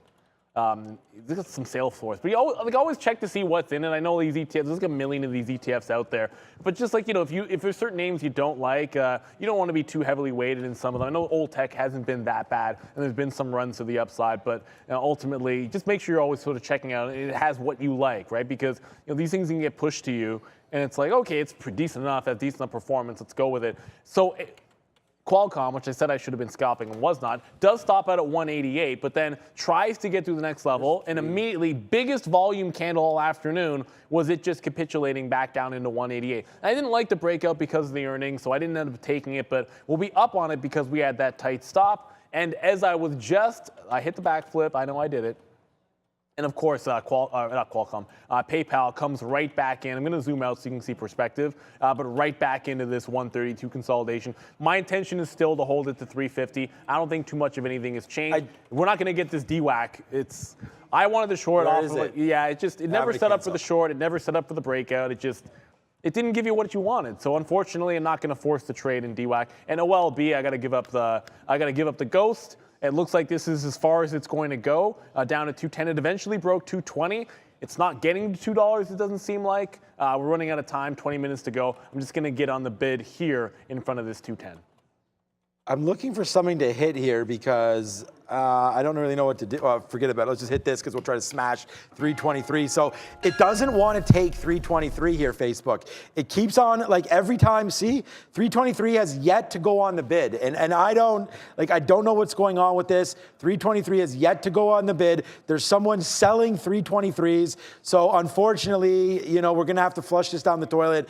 We tried one more time. There it is. That's fine. I just noticed that 323. I should have done something about it. We could have saved ourselves 30 cents, but I did want to bring that to everyone's attention. I put it in the chat, and that's what it's all about, being as honest as I can be, right? I put in the chat about a minute or so ago that 323 just was not breaking there, and we tried it again, noticed that it wasn't breaking, and that's that. So I don't have much to say about that. It's just I knew that 323 wasn't holding there, so we're out of Facebook. I don't have any more things, but great, man. I mean, we battled back a lot. We made some decent cash on all of these plays. And again, remember, we were out. These are not big reloads, but again, the drop down there, that was decent. 93s, out 69s. We talked about that. I hope you're able to follow. If we take out 323 now, it's right back up. So see? Right there again. There, okay. So that's the first time that it stayed above there for what was that? Half of a second? It stayed above 323. So I don't know, man. I'm going to punch the ticket long, but it has to break, even there. It went all the way to 22. People are on this name, man. They definitely see what's happening. What's up, Brendo? Another one to have a look at, guys. Maybe I just noticed Suncor here. Also, I double checked. Reporting tonight. You guys had a look at XOM. Here's another one on an absolute tear. This is a 52-week high up here for Suncor on monster volume. What a beast. I like Suncor. What a beast. But someone asked in the chat, it's about PayPal. And one of the reasons why I'm holding on to it, I was long. This is actually 4 separate trades. We're long the first bounce here at 950. That ends up being close to a flat trade, a slight loss. We took some profit out, then we got stopped out. We then got back in on the failed break. That's what we were talking about with our trade review at the beginning of the show, and already came back to 134. And then it just retested those lows. I grabbed the 130. I grabbed some 129s here. I scalped some out. Now I'm holding on to it to the end of the day. So I understand it's a little bit greedy, but I have been trading it all day long. The last entry point was actually before we came back on. It was a quarter after 1, and it never retested 129. That's how I got the 129.50. All there's been to do is sort of review what my plan of action is going in as I'm holding into the close. I feel like it's more of an Arun thing. Be patient. It never retested the low. It still has a chance to break out. You're seeing higher lows. Look at the consolidation. hopefully in the next like 10 minutes, maybe we can get a push to the upside. And you can completely throw out the idea of me taking an AMD long, by the way. It's now going right back to that 122. If it breaks this, I'm not stating if it breaks support going into 350, I'm not jumping in front of a sword at 120. No way. Like this is, AMD, it's still up by the way, it's still up 4.5%, almost 5% on the day. So that's still pretty decent. But, the action is going in the other direction on AMD. Meanwhile, PayPal is holding some levels off the top and very different profiles, right? Like AMD is up on the day and selling off, giving some back, whereas PayPal got absolutely destroyed, and maybe there's just not enough, there's no selling left because it got crushed 25% to the downside, and there's no one left to sell, and we're getting a relief rally. So two different names here. One we got off the bottom, the other one I tried and failed earlier. Sean was able to make money on AMD. I just couldn't this morning. And sometimes that's how it goes. I wanted to short off the open. Once I missed it, I didn't have a good read, and sometimes that means I shouldn't have tried to trade it at all. Yeah, well, I don't think there's anything wrong with trying it. I mean, it made sense today to do it, and sometimes trades just don't flow the way we thought it would. Wow, Facebook is like pushing volume right now. Look at the volume on Facebook in like this whole last hour. It's just been monster volume here. I don't know if you guys can even see the bottom there. You can. Thanks, guys. Look at the volume over the day. Like, there's just been a monster. And if we zoom back in, like, we're picking up on volume here. There's a lot happening with FB right now. Wow. I mean, like I said, it's not taken out. And remember, there's options, man. There's weekly options flowing through right now. So I bet you there's somebody that has a 323 strike that I don't know if it's going to call. Like, if it's a call, I don't know why they didn't let it go. But I don't know. There's people right there at 323. So let's watch to see what happens. The futures are like also have no idea what to do right now. We'll see if there's any early indications on mock, things like that. But right now, not much happening. So we'll wait to see, guys, on this mock. So, yeah, all right. Let's wait where we go. AMD, Google, still up to 8%. What else? PayPal, you've already talked about. Square, we had a fun ride today on Square. There's been some talk. Is Spotify, can you confirm, Brendan, Spotify tonight? Yeah, okay, so Spotify tonight. Yep. We can look at that again. I'm not going to talk about taking a position. I do not think it's wise to swing anything, guys, into the close, honestly, when you're playing an earnings play, unless there's some reason why you think this is going to be huge. Now, there's been, what was it, Neil Diamond, like Neil Diamond v. Joe Rogan kind of thing, about, pulling and so on and so forth. Neil Diamond pulled his music off of Spotify. I do not think that that's going to be a game changer for Spotify. I don't even think they'll talk about it, to be honest with you. So that to me is nothing, but you do get a big move down here. They obviously have not been performing well. Spotify well off its top. If anything, I would prefer puts rather than calls. So just like PayPal had a very similar, bottoming here where we thought PayPal might have bottomed at 175 just because the same price doesn't matter. But this one makes a nice bump up. We could be primed for a move down here on Spotify. And there we go. We got right back into Facebook. Yeah, and I was about to say almost the same things on spot, so I won't even go there. But I will say I will update because I'm in PayPal here. Because of 350 and the imbalances coming out, now I wasn't willing to put a trail in before, but if you're in this cluster here, if we break out the top, then I think we get that offer at 134. But at this point, having a stop at the low of the day gets a bit ridiculous. So before 350, I am going to put the trail in. It's obviously going to be at this 132 level that we just managed to hold up. So it's at the point now where you're at the end of the day. It makes some sense to be able to lock in that profit. I have to get. Sean and I are day trading. If you haven't noticed, we have to be flat, no positions by the end of the day. So I just put a trailing stop in.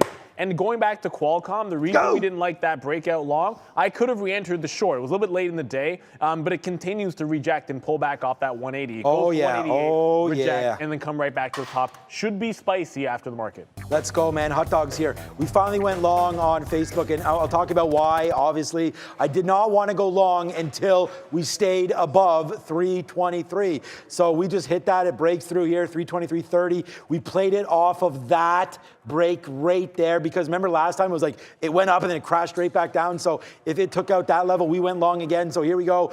Here we go, Facebook. Here we go. Hopefully we can go back up to that upside. We're waiting at 324.40. Let's go, Facebook. You know what you need to do now. You're going to have a monster report. See if I talk to it. it helps. So you're going to have a monster report, Meta. Mark Zuckerberg is the best. Everybody, Sheryl Sandberg, you guys are the best management team of all time besides NVIDIA's. So let's go to the upside right now with Facebook. Of course, we don't mean any of that. We're just trying to coerce the stock to go up. I've heard that that works. So you don't like the team? I do. I love the team. I'm long on my. I don't know if I love the team actually. I don't know. Why not? They've had a couple missteps. I think we all know that on the social side and security and things like that. But again, to be the man, you have to beat the man, and these guys are executing, I believe, amazing. So let's just see what happens here. This is going to look real bad tomorrow when Facebook misses and they're down like 50%. That won't happen. But I'm touting this name. I like it. I've talked about why we are now long again in Facebook. It's really just been my focus all afternoon. So, but it is struggling right here. So let's get another out if we can right around this 22 level. We'll cancel our 40s. There it is. So there's another one. Yes, sir. Let's go, Facebook. Come on, my friend. Let's just keep on going to the upside right now as, now we won't get any out. How about that? Yeah, exactly. Just have your plan of action. I think, look, if you're in the money on something, it's a little bit different holding it when it's at the higher levels, if you're in the long position or at the bottom, going into those imbalances. If something was teetering right on your support, then to me you want to have a stop. But if you're rolling in the money, sometimes you want to let the market take you higher, like the D'Angelo song, which is a good one. And speaking of that market, we haven't really checked back in, but this is what the Qs are doing. I know that 1% mark, we had a bit of a turnaround, but we're right back to those morning resistance levels and trying to break back through them. So I don't see any indication of huge imbalances coming in the next couple of minutes, but we are grinding higher off of those lows. It has not been the most active futures market. Individual names have been crazy today, but we are still going back or heading back towards that 1% mark with about a minute till imbalances come out. Obviously, I'll be looking at PayPal and Sean will be looking at Facebook. Don't sleep on Qualcomm. It keeps on trying to break that 188 top. Oh, there it is. Honestly, shout out to Ben. With Ms. V here, we sometimes miss these super chats, but without Ms. V here, Ben Kratzley, thank you so much. One of the best channels to follow, from knowledge from hair products, that's right, platinum blonde and so on and so forth, to the greatest American hockey player ever. I talked about that yesterday with Pat LaFontaine and Mike Medano. No, you know what? How do you not consider it Kane at this point? That's what Patrick Kane? A buddy of mine was saying Patrick no, I Kane agree. We talked about Patrick Kane yesterday. He's probably gotten to that point already. So the difference with Patrick Kane is he had a lot of great players around him, but that doesn't mean that. That's fair. Anyways, I think he has the rings. I mean, LaFontaine doesn't have one, and Mike Medano should have one. But that's Brett Hull also. Brett Hull. Yeah, I guess technically he does. A good name right there. And Rob wants us to say Ray Bork. So Phil Housley. Phil Housley? He's American. Yeah. Housley and Leach. Yeah, he's not one, but Brian Leach for sure. But anyways, Housley's got more points than Leach. All right, let's just go. Okay, so financial, the imbalances right now. Let's have a quick look. Oh, God, I didn't get rid of the ARCA. Hurry up. Get rid of the ARCA. Quick. There it is. We get rid of the ARCA. And now we'll sort this by, wow, GPF. What the hell? Gap with a monster sell. Gap being deleted today. Okay. Gap. Come on, Centipede. Deletion from what index? Oh, migration. Okay. Yes, this is what happens when we're hearing things out of the side. So maybe Brendan can come up with that. ATVI with a monster bid. ATVI, oops, there it is, with a monster bid. So that's gone now. Look at ATVI. Look at ATVI. Got to get this back up. Whoa, there it is. ATVI just gapped like monster there. Nice little move there for ATVI to the upside. What else is here? Bye. And I did notice. Whoa. So there's an ARB going on. It's like NUAN, ATVI. Yeah, they're all here. All buyouts. Yep. All of them. So some ARB is making a play. By the way, PayPal, there's the break. We finally get the break. It pumps up to 144. Oh, yeah, That's Facebook, the target we're looking for. So we can ring the register, hold it into the imbalance. We had our trail. I will cancel my stop now. I don't want that triggering. But yeah, so if we're patient on PayPal, we do get the spike up. We do get the $4.5 on that trade. Good. Yeah. You got to spike up. I did not. But we go back into Facebook down there near that bottom. We'll get out of like a 3. How low do we got to go? How low did we just get there on Facebook? Facebook cracked lower there, so we got the opposite treatment there. We could get another piece out if we want to up here at 323.30. That's probably not horrible. Let's put an order right there if we can get that 323.30 or so. And then if we're going to be wrong, it's going to be on this dip down, which is fine. Again, we did have a nice little run right there back up. So if we don't hold this wick, 322, we're gone. So we'll watch Facebook until 322. It could easily fall down to that. So more to come here on FB. It doesn't look, I didn't even see the imbalances there on Facebook. So I'm going to assume that it was to the downside there because the market kind of took off, but didn't do much actually after all. So I don't see much on here. I don't see Facebook. It looks like it probably takes down that bottom there on some worries about earnings, which is coming out in approximately 5 or 6, well, was it 8 minutes is 4? So I don't know, shortly after 4 o'clock. Yeah, and look, one of the reasons why you see me just immediately get out of that trade, if you've been following along, and if you're new, if you've been following along, you know this at 350. But if you're new, if you get a spike, a lot of times off of a buy imbalance or a sell imbalance, if you happen to be short, sometimes you want to lock in that profit because at 350 they just come out. They're there so they can be paired off. The entire point of the closing auction and opening auctions is to actually have less volatility. So they publish it so that people can offset it, and there isn't a lot of volatility. That's why you'll see a spike up as the algos buy it because it's a buy and bounce, but then a fade off as people come in saying, oh, I can sell shares. There's going to be liquidity into the close, and then you get some pairing off and the stock comes back in. That's why I think you want to be taking out some profit there. We were able to just take advantage of it, but for those of you that haven't been following the show every single day, if I'm not in position, sometimes you're anticipating maybe there will be a spike and you can get it. Like it goes to 135 from the morning and you can fade it, anticipating that it can pair off, and you could look for that little quick trade and be in and out in a couple of minutes or maybe even a couple of seconds. All right, hold on. I got to push my layout to the cloud because I made a change here. So we're going to. Oh, yeah. You know how that goes. I know how yeah, we just pushed that to the cloud and my system did not crash. So thumbs up. Yes. Hey, what? Oh, no. I was like, am I out of Facebook? I didn't think I was. It takes out that 322. I was like, oh, Facebook's doing okay here. But I guess I got taken out. So we are out of Facebook right there. So sorry about that. I think I feel like I want to get back into the long, though. But I don't want to chase this trade. The market just tanked there. We could be fine and be flat today. That last Facebook trade, obviously, right there doesn't work. But, I can't believe we got taken out there at 322. Like, literally 321.99 was the bottom. That's strange. Normally I have an out a little bit, but anyways, 322 for Facebook. We gone. What's up, Brendo? Interesting move there on the market. Total imbalance, big time on the buy side once again. Let's talk about earnings because there's a lot of big names coming up again tonight and before the open tomorrow. Yeah. Just a few. Yeah, there's.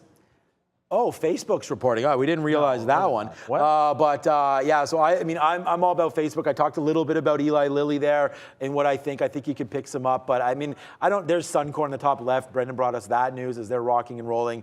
I just recently bought like the Canadian version of XLE, so we talked about that. I know what's happening with oil. It's monstrous right now. Anything catching your eye? We already talked about Qualcomm. I showed you guys the daily chart, that high it's trying to break out on the daily, which could provide resistance. It does set you up if it's absolutely fantastic for a break. But breakouts are hard in this market, but levels are right there. Another one which I think should be on the radar just because of how far it's down and what we've seen with some of these beat up names is going to be Lightspeed. So that's dual listed.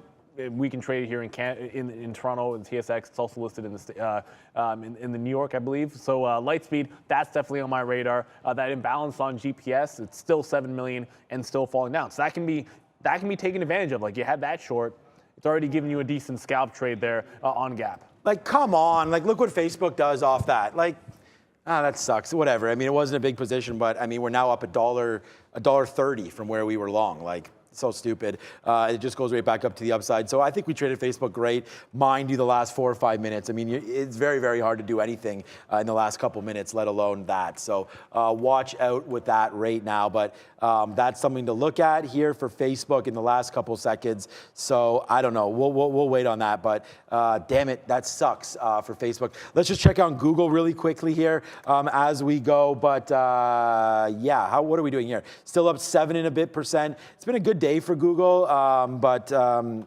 on a second. On Mock, We'll see right here, 290, 29.55 or so, the bottom of the day here. We'll look at that tomorrow, 2,900. So watch out for 2,900 possibly. What I just put is gone. It was big. Okay, so 29.13 there or so. So watch out for that tomorrow on Google. I think it'll defend 29. But again, it was a tough day. We talked about taking profits today. I'm actually surprised because I thought on the split news that it would have just been an absolute monster today for Google. AMD will finish the day. Ooh, oh, I thought it was up 7 there, up 5. So that's still good. That's kind of been hovering around all afternoon. Not much happening for AMD. In and out a couple times there. And then, of course, Facebook is the one that I'm most interested with only 3 minutes left right now. Yeah, nice little bump up there on AMD. Pfizer also getting a nice bump at the high of the day, by the way. Pfizer at those highs of the day here. It's got a buy and balance of, it was just, it's 1.7 million shares on Pfizer. So that's actually still there. Although I thought it was close. I thought it was like 358 already. 358, you also do have a lot of pairing off that happens at that time too. So I'd suspect Pfizer is likely to pair off. When it's at the high, a buy and balance like this on a regular name, it has no index actions. I would expect it's likely to pair off in the next minute or so going into this close. Lots to watch. I'm going to be looking at the end of the day here, Qualcomm's, your AMD's, your PayPal's, of course. Like I said, it might have been a long in the afternoon, but let's remember PayPal's down 25%, and this starts with a huge disappointment, and you're going to see some selling going into the close here as people that bought the bottoms are going to be thinking about taking profit, and you don't want to be the last one holding the bag if you're day trading. Still, obviously, you'd be in the money, and it did hold that 132 support, but the real story on PayPal today was 140. I was looking for a failed break down to go long at 140. And sometimes just going with the grain is a heck of a lot easier instead of trying to find that retracement trade, which the risk reward was good if it worked. But the short, my goodness, 140 short on PayPal. I know it was SSR, so getting it obviously wouldn't have been easy, but I didn't even try to get it. That's the problem. Okay, only 2 minutes left. We can check out the imbalances quickly. This is what I bought the other day. We talked about this when this was before selling Apple, but it's part of the reason why. BMO right here, this is the Bank of Montreal equal weighted oil and gas ETF. So you can see how well this is done here, breaking out new highs. We bought it down here, I think it was 50 something the last couple of days, and I've been talking about that. So shout out to you, Goldman, who's been pumping oil. And for this ETF, paying 3% dividend, it's been a nice one. So yeah, I'm pretty happy with that purchase. Diversify your bonds and get into some oil. And then I was going to talk about Enbridge a little bit, but this is the biggest play that I have in the energy space, and I've held this one for my whole life. So literally, this is one of the first names that I ever bought, Enbridge. So it's been a nice move up on this pipeline. And again, ENB dual listed also in New York. You guys should know all about Enbridge. They do have pipelines running into the US as well. So Enbridge, a big name, and a big name here in Canada. And that's just been working, work. Like Rihanna says, work. Enbridge is definitely working right now. What else is working is Softy. As we get ready, let's just show the imbalances quickly here one last time. Apparently GPS paired off. Yes, it did. Remember, it was 8 million or something? So nothing. There it goes. And that's what we're talking about with the imbalances. It's really just an effect in the first minute or so when people can see it and do like what I did and go, oh my God. So you can see like ATVI right here. And look at ATVI. I mean, perfect example, right? Ripped up and then tanked right back down. So there we go. Neil, you said it was an ARB. You should have ARB'd it, bro. It's hard to predict. It took me a few seconds to realize, whoops, we're missing the countdown. 5, 4, 3, 2, and ring it, Tony. Oops. And Tony was on the bell. So this will happen. So not only did we... Oops, that's my bad.